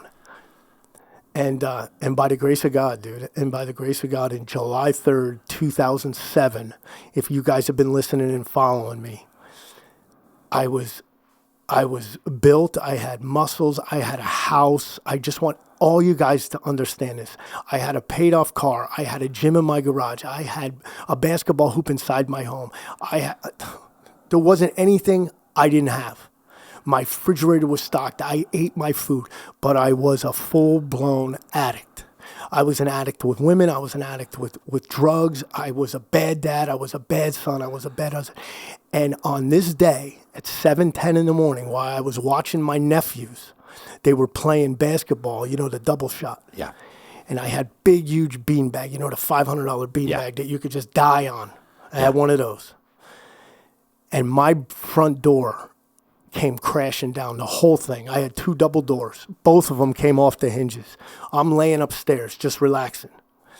And then, I don't know. There was 5, 6, 7 task force guys came in and took me to the ground. And a lot of them remembered the Il Baci, which was the name of my restaurant, means the kiss in Italian. They all remembered. Everybody remembers when you get away with something.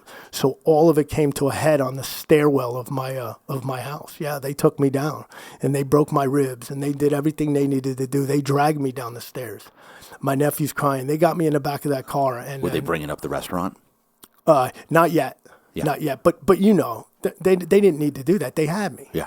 Nobody's boot needed to go into my ribs. Yeah.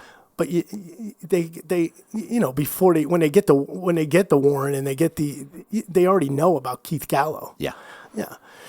So with that being said, they put me in the back of that car, and then here's another moment I'll never forget. He said, "Is there anything you want to say?" And I said, "Yeah, thank you, because if you didn't come in this house and take me, I would have died. Yeah. I would be dead."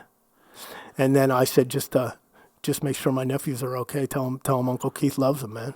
And then that was it. I didn't see the light of day. July 3rd, 2007 till January 2009, I didn't. They no-bailed me. I wasn't allowed out. I couldn't bail out. I couldn't do nothing. So that's when I knew that all the past happenings from 2000 to current, to those 7 years, that's how I knew that they knew everything. That's how I knew that there was the vendetta through the police department, was that because they no-bailed me. And they used all that past stuff to get that from the judge. Because that's unheard of, not being able to be bailed out. Right. And I winded up. I can't go into what happened because there's just so many people and so many banks involved. But I got arrested for fraud. Yeah. But make no mistake about it, people. It was the drugs and it was the alcohol. Yeah. It just says fraud on the arrest warrant. Yeah. It was the lifestyle I was leading that got me in the back of that car and eventually got me into prison. Yeah. I did 2 years. So 2 full years. 2 full years in the California penal system. So you had to plea? Yeah. What was the original? I fought it. I had a co-defendant because he worked with me in my net branch. So he had fraud, I had fraud. So I had to ride with him. And to separate wouldn't have done him any good or me any good. I mean, It was the same across the board. He actually had more stuff. I don't even know. He still might be in there. I don't know. But he had more stuff. But I didn't know that. And they couldn't connect me to any of that. Yeah. But it was fraud. And yeah, we fought it. I fought it for 4 months. And I'll tell you what, the 4 months in county jail, and I'm sure there's many of people you'll have on your show that can attest to this. The county jail's worse than prison. Really? I know. I listen to me, dude. In so many ways. Really? You got nothing coming in county jail. You got nothing coming, dude. And all people do is cause trouble all day. What does that mean? You got nothing coming? You got nothing coming. You got no shoe. You're in their gear. You're in the California gear. Yeah. You're in a jumpsuit. You're in your cell all day. There's no yard. There's barely commissaries, nothing. And then you get 10-minute phone a day. It's nothing. You get a visit through a plexiglass, and your visit can be broke. If anything goes on in the jail, your visit's shut down. Yeah. And then you're stressed out the whole time because you're fighting your case. You're shackled. It's a nightmare. So after 4 months, I told my mom, I said, the next deal they give me, I'm taking. And in California, the district attorney at that time, they rotate district attorneys because of corruption. They rotate them every quarter. Every quarter? Yeah, so I was waiting the 4 months for a new district attorney. And the minute the new one came in, they saw that it was, fraud. I'm a first termer, 35 years old, 36 years old. I mean, come on. Yeah. So they offered me 3 years, a little over 3.5 years with halftime. And you get halftime because it's nonviolent. Right. Yeah. So I took it. Nobody's in the court with me. I told my mom, don't come. Boom. If they offer me a deal, I'm taking it. So I'm making this life decision on my own in court. And it might seem minimal to people out there, but that's a defining moment in your life, man. Yeah. You're agreeing to go to prison. Just the word. And it was the longest day of my life. So you go back and just so people know, you watch the movies. You don't go right from the courtroom to prison. Right. That's not how it works. So you go, and then in the middle of the night they'll come get you. Your door open. You'll go. You go on this bus ride. So I went up north. I'm not going to say, but where. You weren't allowed to go home in the meantime, though. No, I never saw from July 3rd to January, the end of January 2000. I never went home. I never stepped outside. I was a ward of the state, yeah. So I went to prison, and then in 2007 happened, 2008 came, and I'm still in reception. And another misnomer out there about prisons, you don't go right to your prison. You go to a reception center. Yeah. And at that reception center, they do the blood, they do the thing. But a big thing with me is my brain. At this point, I'm starting to realize that all my mistakes in life are inside my head. I got to figure this out. I got 4 kids at home with my mom is pretty much helping take care of my wife. Yeah. And this is 2008 now. My kids, my one son's 12.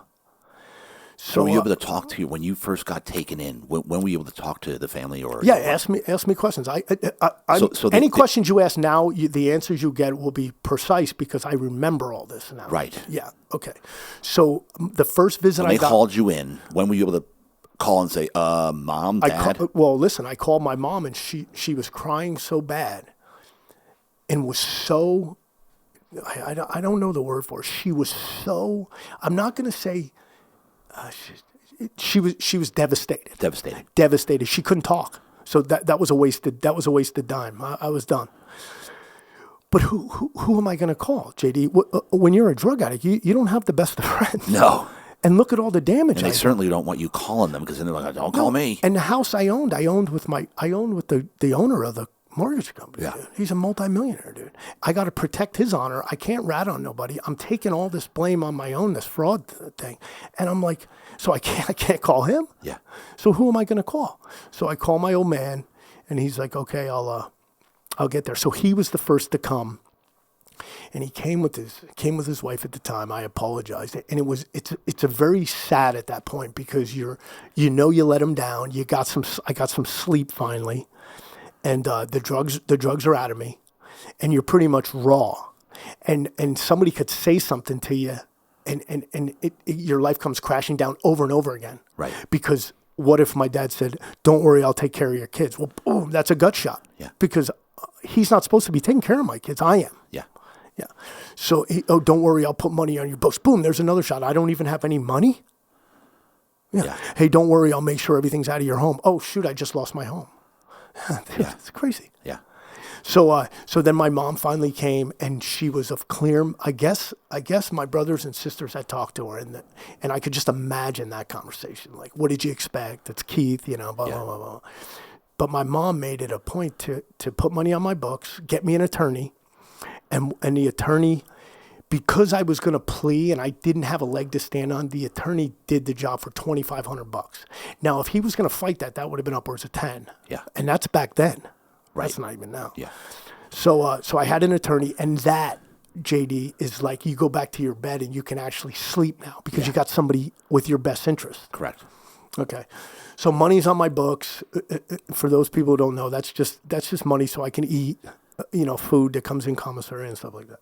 So I do my time, man. But I'll tell you what, dude, those 4 months in county jail, everything is politics. You can't talk to the other race. Tell me about county jail. Like what they're all separated, segregated.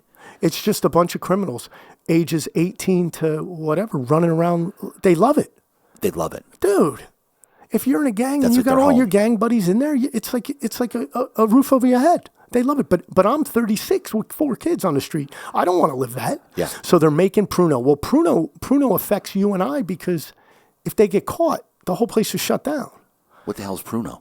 It's the fermented fruit that they make, the wine. They make wine in there. Yeah. And then every Sunday night they'll all get shit-faced and they'll be setting fire alarms off, pulling the water thing so the tear flow. Yeah, dude, it's crazy. But I always remember So is it segregated, like blacks here, whites here, Mexicans here? Oh, 100%. You couldn't. No. It's California, dude. California. So if you're listening to this and you live in any other state, there is nothing like the California prison system. Nothing. It is the biggest criminal enterprise ever, dude. Ever. Anyhow. And why is that? Is it because we're so close to the border? Was it? Well, it's because they don't want conflict, so they let things go on in there, man. The guard. Well, if you're a guard and you're happily married with 2 kids at home, you're not going to be fighting with the norteños. You're not going to be breaking anything up. You're going to do just enough to go home. That's the reality. You're a correctional officer. You're not a cop. You can't shoot them. So yeah, you just see how everything's going. So they're fully operating in there. Yeah, and then I know it sounds weird, but I knew a couple of the COs, and they would put music on my intercom at night for me, and they'd come by see if I needed anything. So I used to work out with them at the gym. A lot of the meatheads are COs. Yeah. So I had that going, but I knew by talking to some of the older people in the white crew, I knew that I needed to get out of there, and I knew that I couldn't keep fighting a baseless thing. I couldn't. I had to go to prison. And I know people are like, what? Yeah, when you're in county jail and you realize what goes on and you realize the nightmare you're in, you can't wait to get to prison. I know that sounds crazy. But yeah, so I signed. And what was the scariest part about Well, there's nothing scary in county jail unless you're going against the grain, unless you haven't accepted if you haven't accepted the fact that you just murdered somebody and you're still running around then there's going to be problems. They'll start problems with you. But for the most part, you just keep to yourself. You do a lot of time they don't let you out. They don't let you out to commingle for obvious reasons. I mean, you don't have to be a brain surgeon to realize that if you're high on heroin and you go out and shoot everybody and you 18 years old, well, sooner or later when you're sober, that's going to hit you. Oh my God, I'm never going home. Yeah. Yeah, well, that could take a toll on the brain. So they don't let a bunch of criminals commingle. They just don't. So county jail is more to fight your case, to get yourself equipped to go to prison. So that's another visit I had with my mom. My mom thought, because she's a mom, that her little boy's never going to prison. I keep saying that word. Yeah. And she's like, no, and I was like, yeah, Mom, I'm signing and I'm going, and I'll see you when I see you, and then that's it. And then you got to do things inside of your mind. You got to become, you got to say goodbye to the outside. You can't be in prison and deal with outdoor. I couldn't deal with anything. Like say if my buddy JD had passed away, God forbid, or something, I couldn't deal with any of that. You can't write letters on that. You got to leave everything on the streets. You can't do nothing because there's nothing you can do. Nothing you can do. Nothing. So all the visits I had to tell my mom, because I did a year up north. It's central, right outside Visalia, a little town called Delano. I did 8 months up there at a reception center because I was white, first term, of 36 years old, and I had high blood pressure. And they won't ship you out until all your stuff is good.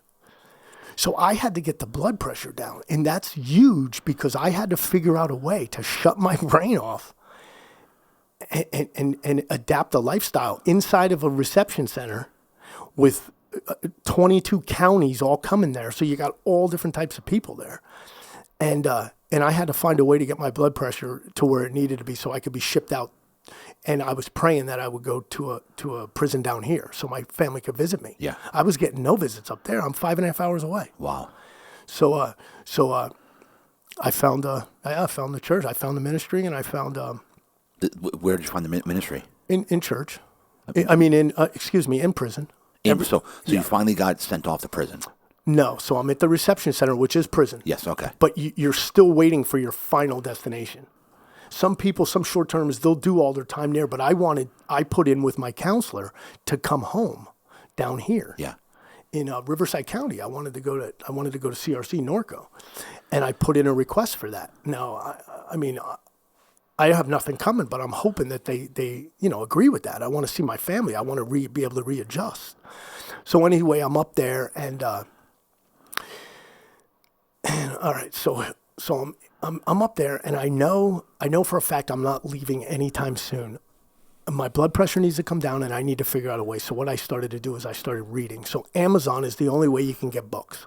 So my mom, and you can only get 4 books a month, 1 a week. So my mom would send me 1 book a week. So in my time in prison, fast forward the whole term I did, I read 140 books. Wow. 140 books, okay? Never the same one twice, because I don't understand that, why somebody would read the same book twice, but that's for another conversation. Anyway, so I'm in there, and then there comes a time that after reading and after your mind relaxing and after you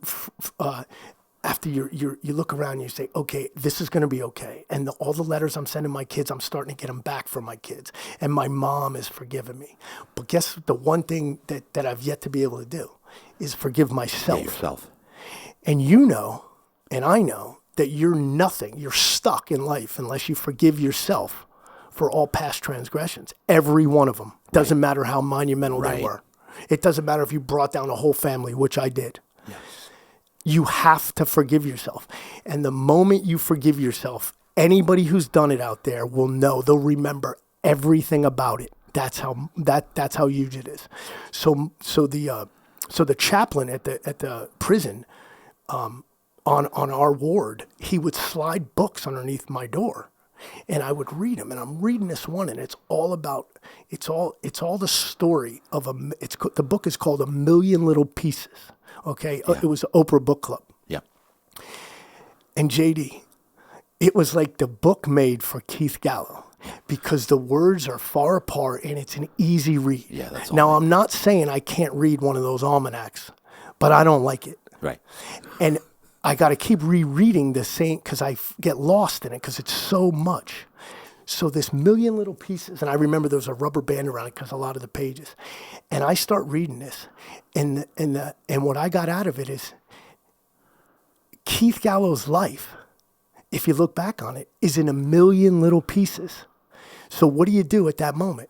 Do you go back and try and put it all together? It's in a million little pieces. So you move on from it.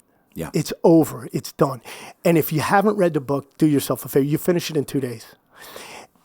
And the book was from a drug addict, and it all made sense. So listen, I'm reading this book, and I finish in the morning, and I got a bunkie, and because I'm in my late 30s, I get the bottom bunk. The older person always gets the bottom bunk.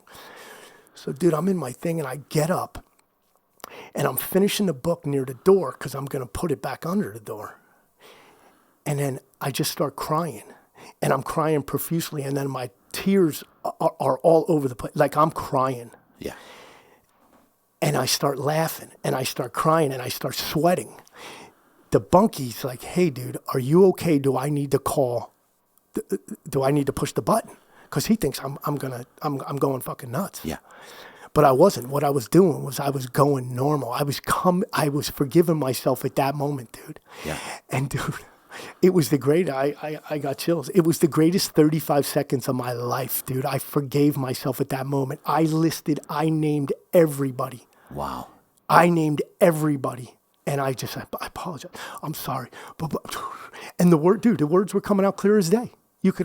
And then I just remember that listen to me. I forgave myself. I sweated. I toweled off. I dried off. I apologized to this dude because he was ready to push the button. He thought that I had finally lost my mind. Yeah. So I get down, and I was a big, huge letter writer. I wrote a letter every day I was in there. And obviously I had a bunch of people to write them to. So it wasn't like I was writing. So I sat down and I penned a letter to my daughter because for some reason the Holy Spirit was telling me that it was her. That's who I needed to apologize to. More than anyone, I needed to make my daughter understand that daddy ain't around because of X, Y, and Z. And I wrote her a 3-page letter. She still has it to this day. It's all folded, it had to be folded, it had to sit, and it's on yellow paper. And I could, if we had time or for another day, I could tell you everything written in it, word for word. It was unbelievable. And it happened to me. So you said the Holy Spirit. Had you gotten with the church prior to this? No. All I did was read. I just kept reading. And the chaplain, what did you say to the chaplain? Well, he gave that to you? We're like, dude. You had to put in for it. So he would come around and he would slide books under the people who had wanted them. And the thing was he needed those books back to the way he gave them to you. Because in prison, I don't mean to go off on this because that wasn't my intention to come here and talk about what goes on inside. But when you borrow something from somebody in prison, for those of you about to go, you better give it back the way you got it. Because if you don't, you got something coming. Yeah. Regardless, I don't care if it's a stitch on a pair of shorts. It doesn't matter. And the stuff that people do in there is they make you shorts. They make you, they make you stuff. Wow. And you got to pay them. And you pay them through soups. And you pay, like you see in the movies. It's the same thing. So anyway, I always remember that when you read that book, you got to read it with intent. You can't just be careful. No, dude, you can't. Yeah, exactly. You got to be careful. So I just remember, that I read 140 books, and my mom sent a lot of them, and then a lot of them I got from the chaplain. But a lot of the books you're going from like Nelson DeMille, which is fictional, based on true stories. Yep. And then you go from fiction to real life, like a Derek Jeter book, and then you're just in a place where you don't want to read any nonsense. So you go to the one book where there's no nonsense, and then you read the Bible front to back. You're a ward of the state when you read the Bible back to front. Yeah. And I did it, and it was torture. You want to know why it was torture? Because there's parts of the Bible that are just like no way. They were doing the same thing. There was criminals back then. Yeah. There was sinners. Adultery. Yes. And then you're like, no way, dude. So then I get to post it on the door.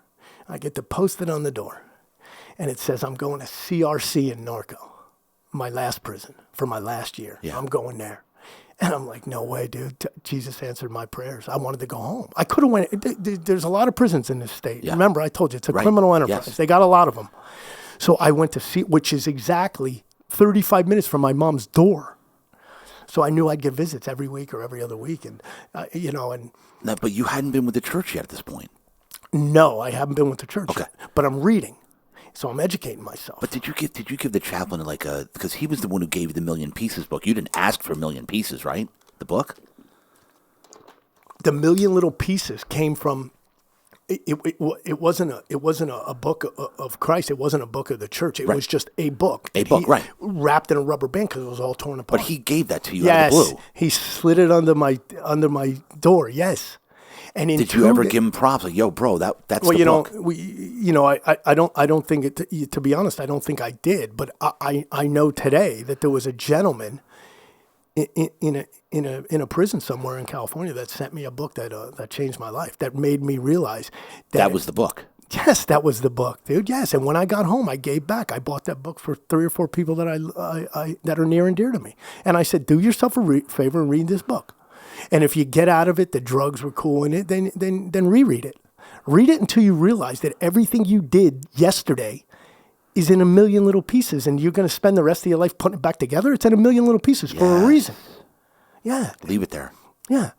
So I got to CRC, and you get adapted, and there's a story behind getting there too. And nothing ever goes as planned, dude. It was overcrowded, dude. I get off the bus in CRC. And all I can think of that is that in a week or two, I'll have street clothes, I'll have Nikes, I'll have workouts, I'll have racquetball, handball, not basketball. I'll have meals like you wouldn't believe, dude, that I can make on my own. I'll have a locker. And anyway, I get to the thing, and they let everybody off the bus. They check everybody in, and sun's coming up because they transport you at night. The sun's coming up, and I'm yet to be sent to my cell. And the warden wants to see me and one other guy. And he brings us in and he goes, hey, listen, I don't have room for you today. So you can either go back to Delano, where I came from, or you can go to Chino. Holy shit. Yeah. See? Anybody with a brain knows that you stay away from Chino State Prison. It's the worst. Yeah. He goes, but you'll only be there for a few days until spots open up for 2 white kids on the yard. And I'm thinking, what, dude? I'm so close. It's right there. I can smell the food. Yeah. So I go to Chino, dude. Dude, the police, the COs are in hazmat suits, police visors, urine bombs. Dude. Are you? Dude. Dude. American History X, dude. Legit. There's people out on the yard sleeping. I was in a cage I was in a cage in a hammock sleeping. It was lunacy. So I go and I finally get put in my cell. Were you petrified? Dude, I was petrified. I didn't move. I didn't ask for a book. I didn't ask for nothing. I didn't talk to no. I didn't go get food. I got nothing. I got the brown bag they gave you every morning. That's what I had, and that's what I was determined. I didn't. Was anybody in your cell with you? You're alone. No, it's the kid I was with. Yeah. Okay. Yeah. So we're waiting on that call. So. Were people shouting at you when you came in and? Just like the movies. Just like them. And what were they saying on the way in? Just like, oh, dude, you don't even know. There's toilet, dude. And then all the cells have plexiglass because people were throwing urine bombs and things out there. So all the cell doors. What the hell's a urine bomb? The kids were pissing in the bags and throwing them at the COs. Yeah, shitting in the bags, throwing them So they're wearing smocks, big huge plastic smocks. Because they're getting hit with shit and piss. Yeah. Like COVID back in the day, shields, man. Yeah, they're getting, yes. And they're dude. Oh, it's lunacy. And then out on the yard's even worse, man. I had to walk through the yard to get out of there. So 4 days later, we get a call and they say they're taking us to CRC. So we get we get there and so now we're in deep into 2008 and everything started happening great. I started going on the yard. I formed an exercise program. The warden came and passed one day and gave me the thumbs up, which is huge to somebody who's like that was one of the times where I knew I was doing good. You know what I'm saying? I'm in there and I'm doing something good. And then I volunteer for a job. And then I'm a short-termer by this point. I'm under a year, so I can't get Obama had just taken jobs away from leaving the prison, which is on the outside. So I was working at a printing press when I got there, but Obama shut down outside jobs. So you couldn't leave the gate to go work at the printing press. So I lost that. So I volunteered for a kitchen job. And so I was doing dishes at 4:30 in the morning, doing dishes, getting ready, setting up, feeding everybody, and then doing the dishes when they were done. So I was doing that. Then I was going right to the yard, working out, running, doing pull-ups, the whole nine, water bags, magazines. Oh, dude, it was crazy. So I was getting full workouts in. COs were cool to me. I became a porter. I did everything by the book. And before you know it, I was set in my daily routine. I had a good bunkies. There was four to a dorm there, and I had good bunkies, a good way of life going on as much as can be. I was getting visits every week, but I was still missing something. I was still hollow. I was still vacant. I had forgiven myself, but I hadn't filled myself back up yet, for lack of a better term. So that's Thursday night. Some deep into 2008, I go down to the mess hall, and they're having a church down there from Cornerstone. Ron Armstrong from Cornerstone is down there, and he's preaching, and he's talking right to me. And I know this has happened to you when you're at church, and everything that person's saying, it doesn't matter. A bomb could go off, and you're just and they're talking to you, and everything is relative towards you and your life on that particular day, and you're just like, eyes wide open. And this pastor was so cool that you could go talk to him after, and he didn't need to wave the guards off because nobody would harm him. Right. And I talked to him, and I was like, "Where are you at?" He's like, "I'm in Wildemar, California. I'm in Wildemar, 35." And I was like, "Oh my God, that's where I'm going. I'm going to Murrieta, there." He goes, "Yeah, I own Cornerstone Church." Boom, boom, boom. Thursday after Thursday after Thursday, I start doing all the work. We start having Bible study in the room. So this is in prison. Yeah, this is at the beginning of the summer, 2008. Yep. I'm about to get out in 2009, January. That's my EPRD, your earliest possible release date. Yep. And as long as you have an EPRD date, you're good. Yeah. Some people don't have that. Oof. So anyway, I got my date. I got my visits. So every Thursday. I'm down there. That's because he was there every Thursday. He was there every Thursday. You're talking about the owner of a church. He's coming there to save lives. Wow. And that was my point to you when I talked to you months ago. I said, I'm in this chair today to talk to those people, not to talk to the millionaires that want to become bigger millionaires. I mean, God bless you. Yeah. I'm here to talk to the people with no hope that are just starting out, that are trying to fill their minds and bodies up with goodness, with stuff that makes sense. Yeah. Rather than stuff that's going to alienate them from the people that they're trying to get to. Yeah. So I got my visits, I got everything, and then all of a sudden, there's and they don't tell you nothing in prison, but there's a letter there's a post-it on the door, a big piece of paper on the mess hall door saying no more Thursday night chapel, no more ministry on Thursday nights. And dude, I freak out. I go run into the CO that I know that works in the kitchen, that's cool with me, that'll tell me the truth, because they all lie to you, Yeah. That's their job. And he's like, "Listen, Pastor Ron won't be coming back, and he's not sending anyone, and that's it. But he won't be coming back." So he didn't lie to me.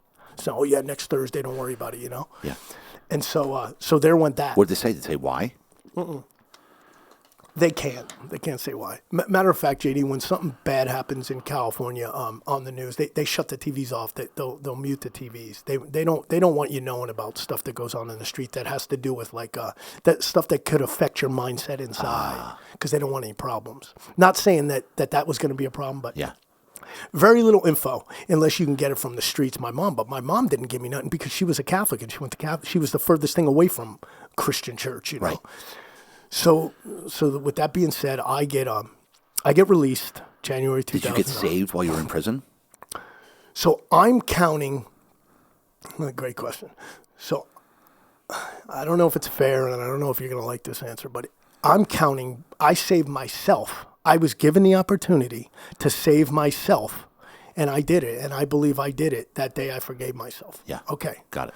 Now, with that being said, who else has the opportunity to stop what they were doing on the streets, get arrested, go to a jail cell, and figure out their life with no bills, no kids, no dad, no Keith, nothing?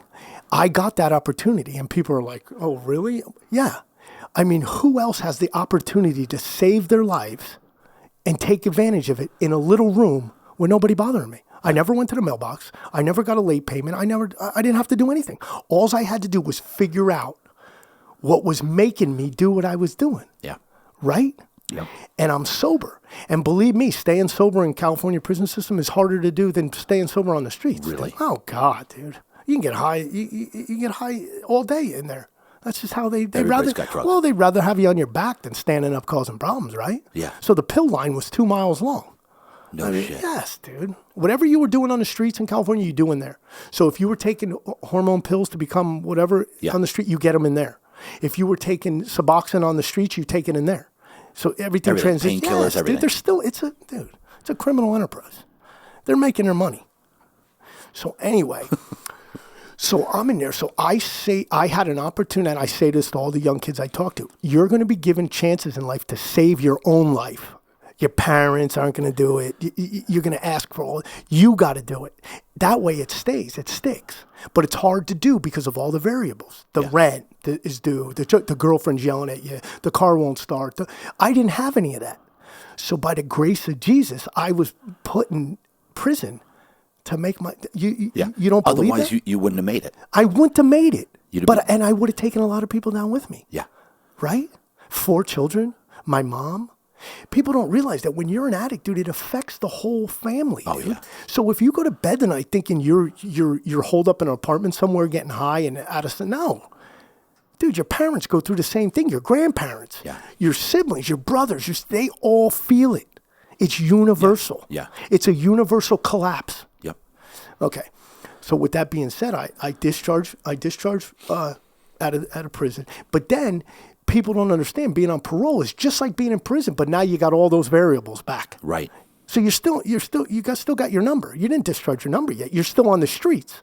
So my mom's remarried at this time, and I can't go to her house, and I really got no place to go. And I don't mean to sound sad here, but when I got out, I had 2 pairs of pants and a pair of Adidas with the shell front. That's what I had in That's what I had in my closet. Yeah. They took everything that ever belonged to me. When I say they, it doesn't matter, but all the people I knew loved me, they took everything. My cars, everything. So anyway, I get to my dad's. I paroled to my dad's. And I'm in there, and my mom takes me to Starbucks off of Marriott Hot Springs, and she sits down and she's like, "Okay, we couldn't tell you all this we couldn't tell you all this while you were in prison because you told us not to. Remember, no problems from the streets could come inside because there's nothing you can do. Nothing to do about it." So I'm starting my journey, and I got $200. California gives you $200 to get out. Now, if you want to stay clean and sober, and you want to do right by yourself and your children, you can't just get handouts. It can't come easy to you because you're going to be right back in a million little pieces. Right. Okay. So as long as we agree there. So she tells me, she's like, "Listen, your ex is taking a turn for the worse as far as drugs now. You need to go get your kids. We have $2,500 from your bank." Apparently I had money in an account that my mom had kept open. So we used, I think $2,400. My mom might have given me some, and I went and got an attorney, and I started the journey to getting my kids back. So what do you mean? What? She informed you that things turn for the worse with your ex? As far as ex doing drugs, and that my kids were in imminent danger. What kind of drugs was she doing? You know what? Pills, I believe. Yeah, pills. Yeah, I don't want to elaborate too much. I don't want to go down that that road. Got it. Because she's still currently battling. Yeah. So what I want to get across is I spent the greater part of 2009 into 2010 setting up to get custody of my 4 kids. And the only way I could do that was get a job where I was making an inordinate amount of money that would still hire me. And then what I could do is I could go and infiltrate my wife and my kids' house, and I could clean it, and I could make sure they were at school, and I do all this, and I'm doing all this with no car. Yeah. I'm getting rides, and I'm going to AA meetings, and I'm going to church and all this stuff. So I go and I figure out, So you went to church as soon as you got out. You went right to church. As soon as I got church, I went to Cornerstone. Yeah. Did you see the Ron? Yeah, listen. Okay, yeah. Ron's not back yet, but there's a story behind it. So Ron's not back yet. So I go and I infiltrate. I got an attorney in Hemet. And by the way, dude, that's the worst. That's the second worst place in California is the Hemet family law. You don't sleep the night before. You don't sleep while you're. It's horrible to go to family law because what is it? Family court. It's when you're fighting for. Got it. It's awful. It's just an awful experience. So I'm going there. I'm doing what I need to do. I don't need to do any drug diversion. I don't need to do anything really. I don't even need to be there. But I'm setting up to get my kids, to extract them. Yeah. So that's in 2009 into 2010, and then so we go there, and with the help of my attorney, I get custody of my kids. My wife is so far off the deep end. The Child Protective Services, they read a letter on my behalf. I got everything lined up, and I spent a year doing it. So June 18th, 2010, I get full permanent custody of my kids while I'm on parole. That's how bad it was. Wow. So that's the first win for me, dude. That's the first thing that I can just be like, yeah, I can do this. So then I go from working at Gold's Gym, which I know everybody loves Keith Gallo. For some reason, everybody still loves me for all the damage. So I get a job at Gold's Gym training people. Boom. I fall in love with that sport, giving back a little. I'm already jacked from prison. I'm in a whole different mindset with my body. I'm ripped. I'm running all the time, all that. So I get a job at Gold's Gym.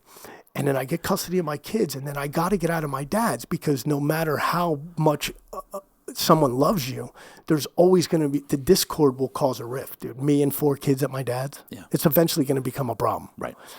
So I went ahead and got a car. An ex-cop had sold me his cruiser.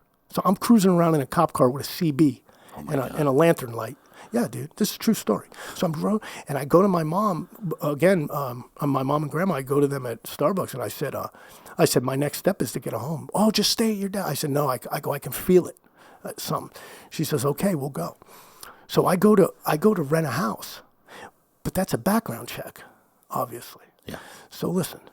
So I've educated my mind, and my mind is so free, and I got nothing to hide. I've completely forgiven myself. I ask my future landlord for a meeting at Century 21 in Temecula. I want to talk to the Century 21 people that are trying to rent your home, and I want to talk to the owner of the home. My guy sets that up. And I talk to him, and I tell him exactly what I did. And they say, okay, we'll let you know within 24 hours. So I'm at Gold's Gym the following morning, and I get a call on my little flip phone. It was 2000. Yeah, the flip phone, with the Yankee flip phone. Yeah. And it says, you can get the house contingent. You have to give first, last, and another security. Yeah. So I had to come up with over $3,000 to get in this house. Now, granted, it's only 3 bedrooms, and I got 4 kids and me. So we put the 2 older boys in one room. My daughter has her own room, and then I'm sharing a room at 38 years old with my 8-year-old. And let me tell you what, dude. To this day, if you asked any of those kids if they were here, it was the best time of their lives, dude. That was the best. 1,300 square feet, 5 people.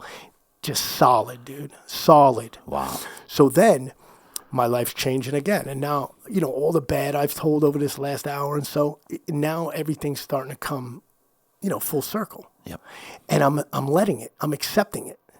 And then I go to the Gold's Gym one day, and a buddy of mine comes up and goes, hey, I'm opening Tilted Kilt in Temecula, and I want you to work for me. He goes, do security. We'll keep you off the books. And he goes, and eventually I'll put you behind the bar. He goes, I love what you did. He goes, he used to be a huge friend of ours. He was in the restaurant industry too. He goes, I love you. I love your family. He goes, you've proven to me beyond a shadow. He goes, I'm going to bring you in. He goes, I'm the GM over there. So he brought me in. Now I become a bartender after 6-7 months. Yeah. Now I'm making money hand over fist, dude. To be a bartender in Temecula at that time, it's unprecedented money. Right. So anyway, I start putting money away, and then eventually that ends up. So now I go to church with my mom and grandma. I'm slowly trying to get them into Christianity away from the Catholic Church, and I bring them in there. And the lights turn on in church, and who comes walking out to talk? Ron Armstrong. Ron. It's his first day back since 2008. His son... I wasn't there, so all I know is that he stopped ministering. He still owned it. He stopped ministering because his son was at a bar in Temecula, and there was some out-of-towners behind the bar causing problems with a woman. His son went out there to save the girl, and he got stabbed and died. That night he was supposed to be at CRC prison to talk to us. that day. You're kidding me. Nope. That's why he didn't come. That's why he supposedly, yeah.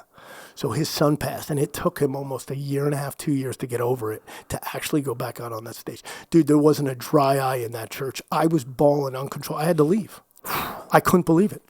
And my mom is like, that's the guy. I go, that's Ron. That's the guy. That's the guy who convinced me that all things are possible through Jesus, through the Bible, dude. Yeah. Yeah. And you're talking to a back east Italian kid, me against the world. And it started breaking me down spiritually. I started being like, wow, dude, this is crazy. All these good things are happening in my life because of Jesus, because of the Lord. But I still got that. So Ron, in the correction or the prison, is when you basically, you had already forgiven yourself, but then would you say you accepted Jesus into your life at that point? Like, is that what happened? No, I didn't know about any of that. I didn't know how to do that. I didn't know that there was particular verses that have to be said to you that have to have that happen. Right. Now, in all honesty, I wasn't saved until last year. My workout partner, his name is Kerry, the morning I decided to be saved, he took me and he sat me down in the office at my gym at Reps Training Facility in Marietta, and I was saved. And he put his hand on me, man, and that's the day. That's the day I decided to. Wow, dude, that's the day that Keith Gallo, my life changed. I decided to be a better human being, and I'm talking about as the way I talk to people, and where I'm going to be on Sunday, and all the things that I thought I was doing right. Like, you can revert back to when you were a child, man. When I was a child, I told you, I used to sit at the window and wait for my dad to come home, right? Yeah. And he didn't, and then maybe he did, but I sat there and waited. That's trauma. So what did I thought I should do? The brain. I think that because I go to bed every night at 7:30, and where do my kids know I am? They know I'm home in bed. Yeah. So I thought that was being the greatest dad, you know? In other words, I was sick of winning the Dad of the Year award. I wanted I wanted to grow spiritually. I wanted to grow, like, what do I need to do to be happy? I was the best dad. At least I thought I was, you know? Yeah. And money wasn't an option. I didn't want money. I didn't want to go out every night. I didn't want to know 1 million people anymore. I didn't want to go to Ralph's and talk to 9 people. I didn't. I just wanted to eat good food and train and own a training facility and give back to the kids and everything. But again, it was almost like an addiction. I wanted to buy the training facility because then I could be the boss, right? Yep. And then I wanted to only bring in certain clients, which left a lot of money on the table. I mean, I could be rich now if I ran it properly, but I didn't. Right. Because I wanted to be there. I didn't want to do the online stuff. I didn't want to hire people. I didn't want to do all the advertising. I didn't want to do all. I didn't. Right? Yeah. So therefore I fell short again, and then I'm stuck, but I'm still not doing drugs. So I'm good, you know. I'm sober, and I'm a great dad, and all this stuff, and I'm always there for my kids, and you know, nobody's really playing sports anymore. I'm still coaching Nick, maybe a few years back, but I got the gym, and then COVID hits. And what are we at, 2019 right now? Yeah, 20. Okay. Yeah, late 19, early 20. Yeah. So in March, and none of that makes sense to me, right? So now I'm this stay-at-home dad. I got the girlfriend, Heidi, who's here now. I got her. Her daughters are fabulous. We got like a blended family. I got 4. She's got 2. Her ex-husband's cool. Everything is good. And COVID hits, and I'm like, wait a minute. COVID, what is this? I gotta stay home, wear a mask, go to my mailbox, get my bills and pay them, but I can't go to my job. So I totally, within 48 hours, I told my kids, I said, take those things off. You ain't wearing them. Because I had reached out to I'm ISSA certified, which is the best cert you can get. Because it's national. Yeah. Like if I was to move, I could bring it with me. Right. And then they update you every 2 years. This for training? Yeah, for training. So I immediately reached out to them, and they sent me literature saying that it was crap. Don't put a mask on. Don't have anybody in your facility put a mask on. Who wants to breathe their own breath? That's impossible. Yeah. You don't want to do that. Yeah. So anyway, so I went right to my police friends. And I said to him, I go, dude, what happens if I stay open? He's like, hey, listen, man, we're not going to enforce nothing. He goes, if you're going to stay open, Keith, keep the doors closed and just let everybody in one at a time and do your thing, but don't put it in nobody's face. Yeah. Because somebody's going to tell, because that's what everybody was. That's what they wanted everybody to do. So I stayed open. And during all that stuff, dude, I start thinking that Jesus gave this nightmare to me so I can make decisions. I can make them for me, because now I don't have. I got to figure out what this is all about, man. I got to figure out why COVID-19 is hindering my business, and what am I doing? Yeah. Do I stay open? Don't I? And I'm like, my mom's moved to St. George, Utah. I got nothing there. My dad hasn't reached out to say, hey, you okay? Nobody really gives a shit. Right. So I got all these trainers working. It's like a barbershop. The trainers come in, they pay me rent, and then they got their space. They're sole proprietors. Yeah. But I got all them to watch out for. I got people coming in telling me that I'm killing people. I can't go to Rouse without someone stopping me. And then all of a sudden I was like, all right, Gallo, dude, relax, man. You got to figure out what to do here. You have to. You're in an industry that's desiring an answer from you. I have to step up. Yeah. And then I was just like, and nobody really looks at that, because a lot of people work for somebody and then they wanted to work at home, or they were, they're prospering from this COVID. Well, I'm not. Yeah. So I had to make decisions, and I decided to stay open. And then I decided to voice my opinion to those who would listen. Look, now, if there's any advice I can give people who have a voice and want to use it, your objective is never to talk to people to change their minds. The people who talk to people to change their minds, it's like talking to waste of breath. Oh, dude, 100%. Yeah. Don't talk to me like you want to change my mind, and I'll do the same to you. Let's just talk rationally right here. Yeah. And then I went to doctor. Dude, I went to doctors. Should my son be going to school? No. I pulled my son out of school. I'm one of the few people that I pulled my kid out of school. Yeah. He was 16. Right. And I put him inside. And I didn't even make him do the online thing, because you're not going to sit there and grade my kid on. I mean, what is that? It's ridiculous. So then the schools opened back up, and then I had another. He's 17 now. He's going to be a junior. And I said, well, I'll be at the school to talk to you. Okay, you have to wear a mask, Mr. Gallo. I said, well, then I won't be at the school to talk to you. Call me when I can come in there. So me and my kid go in there a few months later, and we sit down, and I told them, I said, listen, I brought my son here today because I want the vice principal and his counselor to tell him why he can't come to the school maskless, but then put a mask on to go inside of that classroom. JD, it was the best dad moment, because when we left there, I had them tell my son it was because of the dollar. That's why. They straight up said it. They had to, because I made them. I forced their hand to tell them the only reason these kids were wearing masks inside of those classrooms, they didn't have to wear one in the quad area. Yeah. Because if somebody told that particular school district wasn't wearing masks, they'd be defunded. They wouldn't be paid. Yep. So it's the dollar. So my son's leaving there, 17-year-old skater long. You know Nick. Yeah, hair flip. He looks at me and he hits me and he goes, "Thanks, Dad." That's a decision I made, man. Yeah. Yeah. During all this nightmare. So then, then the other shoe falls, and 2021 comes, and my landlord comes to me. He's like, "Listen, new lease is up. You've been here 6 years. Your rent's going to go up $300, 3% each year. Do you want to sign it?" I call my mom. She gives me the number to an attorney that she used to work for 34 years. I call him, and he's like, "No, you'll be hanging yourself. Don't sign it." So I call my guy, and I was like, "Yeah, dude, I don't think so." I go, "When September ends, I think I'm done." People are calling me, dude. So much support poured into my life. So much people I didn't even know had my number. Yeah. And I decided to open up in my home, dude. I had a 4-car garage. I'm looking around my thing. I said, okay, but if I do this, I'm doing it first class. TV, mirrors, painted it, flooring, turf inside. So I just have a mini reps training facility. Now I have it at home. Yeah. My bills are cut in half, and most of my clients stuck. And, without sounding conceited, the ones that left, I wanted to leave. Yeah. Okay, those are the ones that were coming in groups, taking up home. So now I got some people that want to make a difference in their lives, and they want to change their lives with my guidance. Yep. And I'll tell you what, man, I'm a better person today, and I'm reaching out to you to spend time with you, because I can't, unlike you, I can't stand the phone. I can't stand social media, because it's just a bunch of bullshit. I understand you make all your money, and it's your stepping stone to making money. I understand that. And it could be mine. It's not necessarily the main driving factor. Okay. Though. Okay. But I get what you're saying. But you get what I'm saying. Yeah.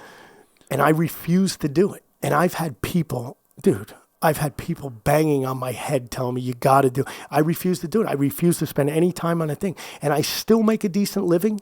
And of course, there's days where I wish, but listen to me, dude, it's not the money. The money was a problem for me. Yeah. I don't womanize. I don't look. I don't talk because it was a problem for me. I don't interact with drugs because it was a problem for me.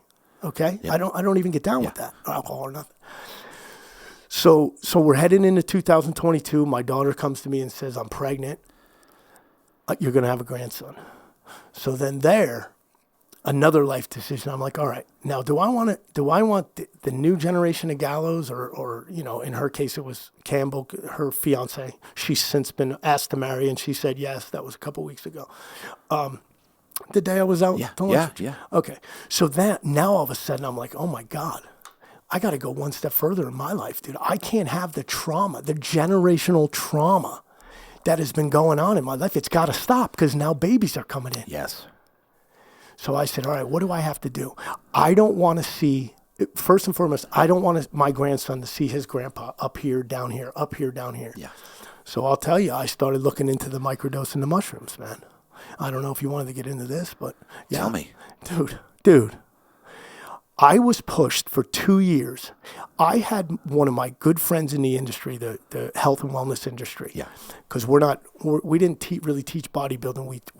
We're teaching people to be strong, and it starts with between the ears. Me more than others that I know. I'm huge on trying to convince people they can do stuff that they didn't think they could do one minute earlier. Yeah. I'm huge on that. Yeah. I'll push people.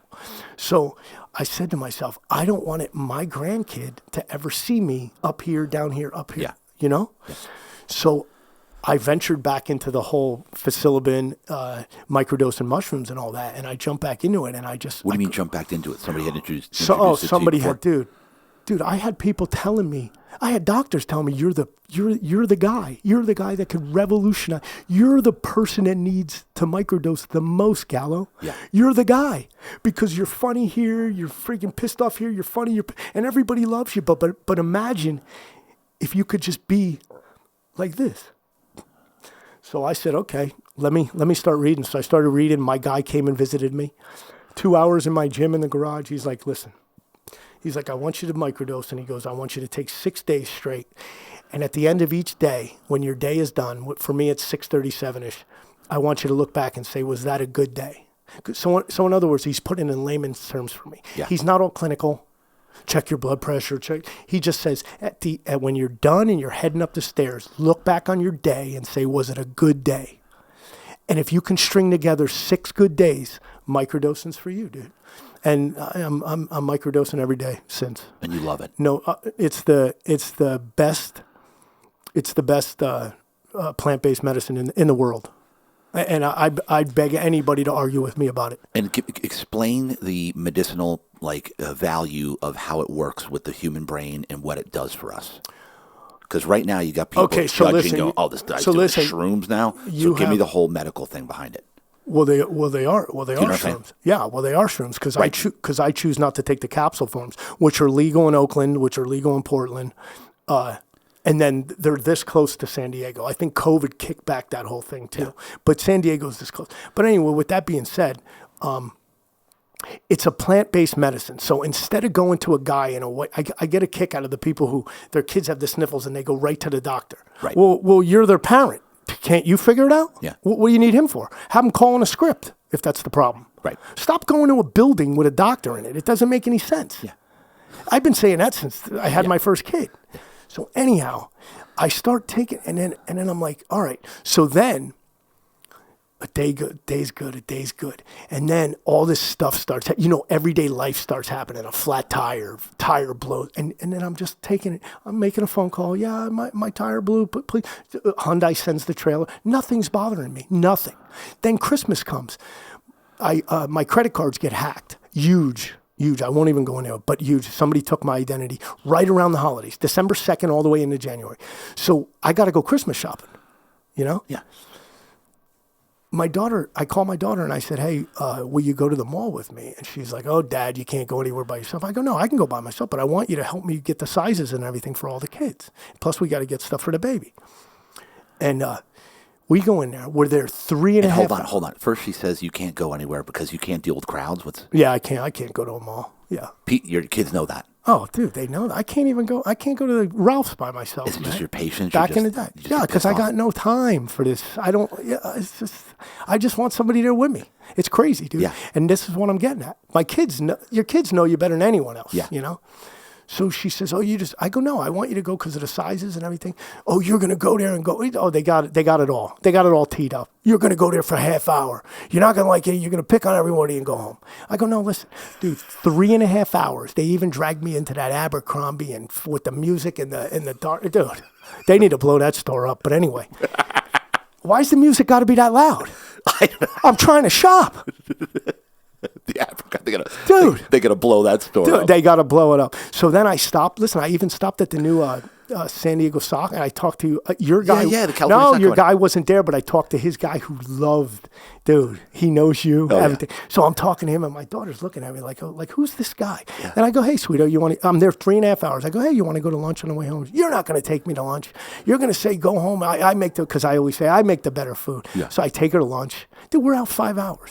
She looks at me and she goes, keep taking them mushrooms. Yeah, dude, that's one, for instance. Yeah. Then if you would ask Heidi, she said, dude, nothing bothers me. I'm like this all the time. So give me the medical, like the medicinal. So the way. What you studied. So I went to a reputable guy. Remember, I did my homework. Yeah. Everything I do, I think out. And it's kind of nauseating and it bugs people. But everything I do, I think out. Yeah, you I'm research not an it impulse. out. Yes, I do. So I buy it from a reputable guy and I buy the actual mushrooms because I'm not buying a capsule because I don't want to dissolve the capsule and I don't know what's in it. Yeah. So I get the actual mushrooms in a jar. It's got a crystal in it. It's got all the verbiage on it. And I bought it. I went on Amazon. I bought a grinder. Yep. And then I bought a scale.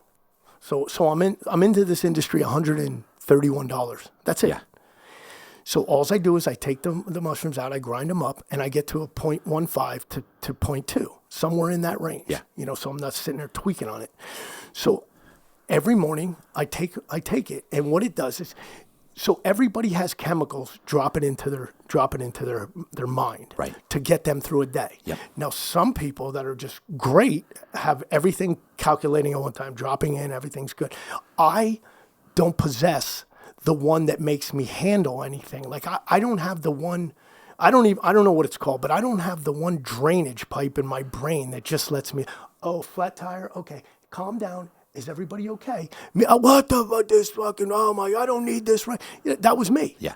Yeah. Or if you're dumb, I can't put up with dumb people or people, I gave you the CFS shirt, right? Yeah, yeah. Yeah.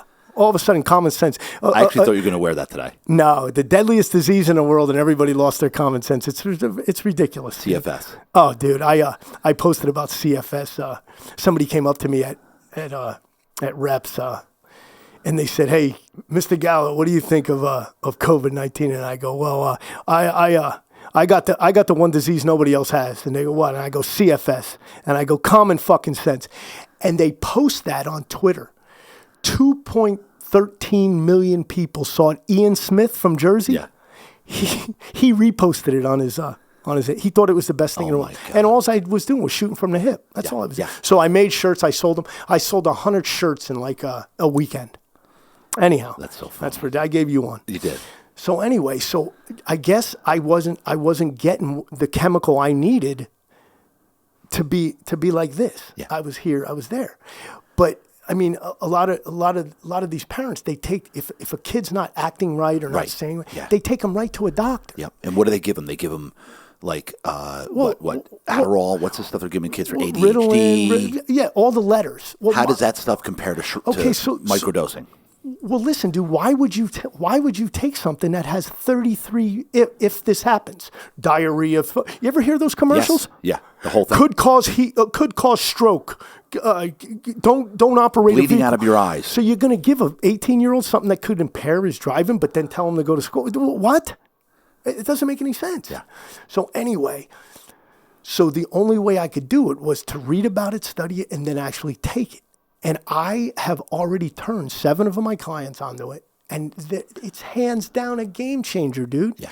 But people don't do it because they say what you, shrooms. Right. I'm going to buy it. Yeah, because that's what people are normally. But what's the difference between buying a bottle of shrooms and buying a bottle of Ritalin? What's the difference? Yeah. Because the guy in a lab coat said, well, I said. Because the microdosing, there are no like negative side effects. There's nothing. You don't even know you're on it. But what it does is at moments of torture or moments of trauma on a small scale, it allows you just to get through it. Yeah. You get through it and you have a good day as opposed to, lunchtime, and who wants to hear that, man? I'm 50 and my grandkid doesn't want to hear that. Our number one interview so far, Jeremy, he talks about microdosing. Yeah, and I listened, and he's way more informative to me. Yeah.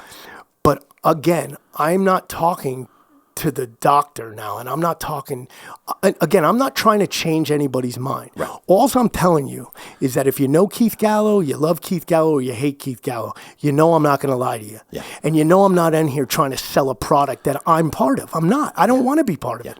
All I know is that every day I better have my mushrooms underneath the counter, and I better twist the cap here and eat them. That's it.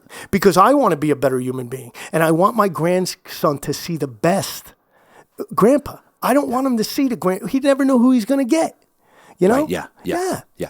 So you got forgiving yourself in 2008. You got turning your will and your life over to the care of God. And then all of a sudden, I get an invite to a men's group by you. And I'm thinking to myself, and you'll admit that you weren't sure I was going. Correct. Yeah, emerge. Well, because right? Emerge. Emerge with Awakened Church. Greatest 60 hours of this decade, 2020, by far, no doubt. But I'm also going with a guy that I respect, that I love, and that is wholesome. That you don't have a bone in your body that would hurt me, and that's why I got my car and drove down there. Yeah. Now, if you were flimsy, wishy-washy, I wouldn't have went. Because I don't want to be around 2,700 men. But maybe I need to be. Right. Maybe that's where I needed to be.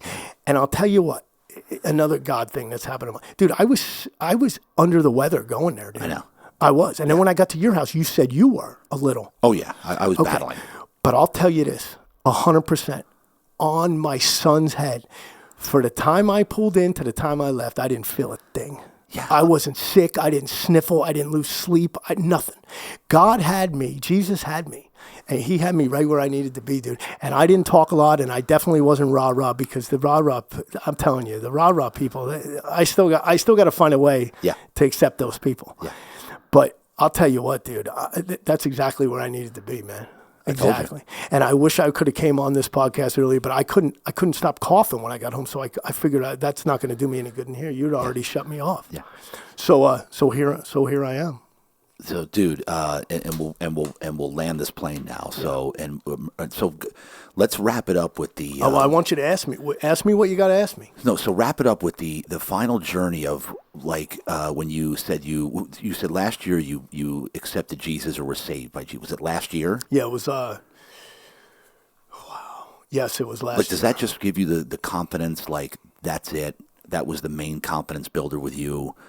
How do you feel about that? Like, I've never really lacked confidence. To get through this, not go back to addiction. Yeah, it's well, one thing else I want to say about another thing I want to say about the addiction for those listening that are struggling. Listen, when you're done, you're done. Okay, when you're done using drugs, you're done. The problem is you gotta figure out a way to figure out life, dude. Yeah. The drugs, dude, 90% of the people who do drugs don't want to be doing drugs. Right. They hate it. Yeah. They like going to buy it though. They like, that's the addiction. The addiction isn't being on it. You don't want to be on it after you do it. That's how far down. Coming down off it yes, sucks. Dude. So if people are hearing me, dude, you gotta figure out a way to forgive yourself and to move forward, whether that's 1 minute at a time. These people who are in 2 years, these people might not make it to Tuesday. Yeah. Right? Right. So you got to figure out a way to get Sunday to Sunday, dude. But there's avenues available, and guess where it starts? It starts with you. You got to love yourself. You got to have self-worth. Yeah. My grandson's going to have self-worth because I'm going to teach him it. Yeah. Right? Right. dude, these kids are so far behind the eight ball, dude. The parent, I mean, some of the people that have a platform that talk. I mean, that LeBron James, he says the stupidest shit because he never had a dad. It's not that hard to figure out. I mean, dude, the guy's constantly saying stupid shit backed up by nothing. Yeah. But I'm pretty sure if his old man was alive, he'd smack him in the head, and he would have stopped years ago, and then people would like him. And to go back to what you said about my platforms, my social media platform, my main driving factor for my putting all my shit out there is because, as you've said many times, you can't tell people anything. No. You can't. But all I can do is I can take pride that myself and my family and we're going to show the best example. Oh, dude. And if you want to follow it, you can follow it. If you don't, you don't. You do it better. You do it. And I don't know. I'm going to say that you do it better than anybody I've ever met. That's what you do. And if you tell me to be somewhere on Sunday for this and then I'm going 100 out of 100 times. Because I want to be around you, Rachel, and the kids. That's where I want to be, around people like yourselves. And I'll tell you what, Jason and all them, there's going to come a time where I gravitate more to you guys. Yeah. But everybody's got stuff going on in life, man. Yes. Everybody. With that being said, you're taking care of JD, and look at all the people around you are flourishing. Yeah. So I figured, it's about time I do that. Yeah. Be selfish. Be self-centered. I'm telling you, people out there, be selfish. If you want to be something today, tomorrow, and the next day, be selfish. Yeah. Love yourself. I'm giving you permission. Go be selfish. Exactly, because Keith, we can't help, and we're gonna wrap up with this. This is perfect. Okay. Perfect. This whole entire thing, Keith, we're coming back around to selfish. Selfish meaning in order to help anybody, a drowning man is no help to another drowning man. Nope. You can't throw an anchor to somebody. Yep. They're gonna sink. Yes. Because you're drowning. Yes. You have to work on yourself. Yes. To help others. Before you can help anybody else. And you'll die doing it the other way. Correct. Yes. You'll die doing it the other way. And then nobody wants to freaking hear it. You have to set the best way that you can help those around you. In fact, the only way that you can genuinely help everybody around you, your family, your kids, the friends, your circles, the social media influence that you have, the only way is by setting the best example possible. That's it. Every day. Every day. Yes, dude. And you do that. And that's why I appreciate the words that you just shared, man. I really do, bro. Thank you. That means a lot to me, because that's why remember you said about, yes, eventually it generates revenue for us somehow because of all the stuff that we have, businesses. But the driving factor is I know that we have a special unity, a special relationship, a special family, and that we are setting a really good example in every single area of life. And we want to make sure we show it so that people can say, okay, that's possible. And so, Keith, dude, this was freaking crazy. Incredible. This story. Yeah. I'm so happy. I'm honored that you came in today to share it. And I'm hoping that somebody sees this, and if you've seen it and it's moved you, comment. If you're still listening this far in, by the way, we're 2.5 hours in. Let's go. Hey, it's funny. We could do another 2.5. We're just warming up. Yeah. Guys, are you good for another 2? Chris is like, Chris. Look at 2 minutes, he said. Chris is like, they're looking at me going, dude, the camera's about to shut down. Yeah, it's done. We ran the battery dry. I love it. Dude, I love you, man. Love you, dude. And I know for a fact we're going to be drawn in more. Yeah. Okay, but let's just let it flow. We don't need to force it. We're both busy. You're busy. I'm busy. We got families going on. But an Awakened Church is bringing us closer. You came down for a service. Emerge was life-changing. I'm so proud you made it to that. And Keith, dude, this has been phenomenal. I can't thank you enough for coming to share it. You got it. And on behalf of me, Heidi, and my family, we appreciate everything you do for us and everybody else around you. Right on, bro. I love you, man. Love you, dog. Real deal talk. That's a wrap, baby.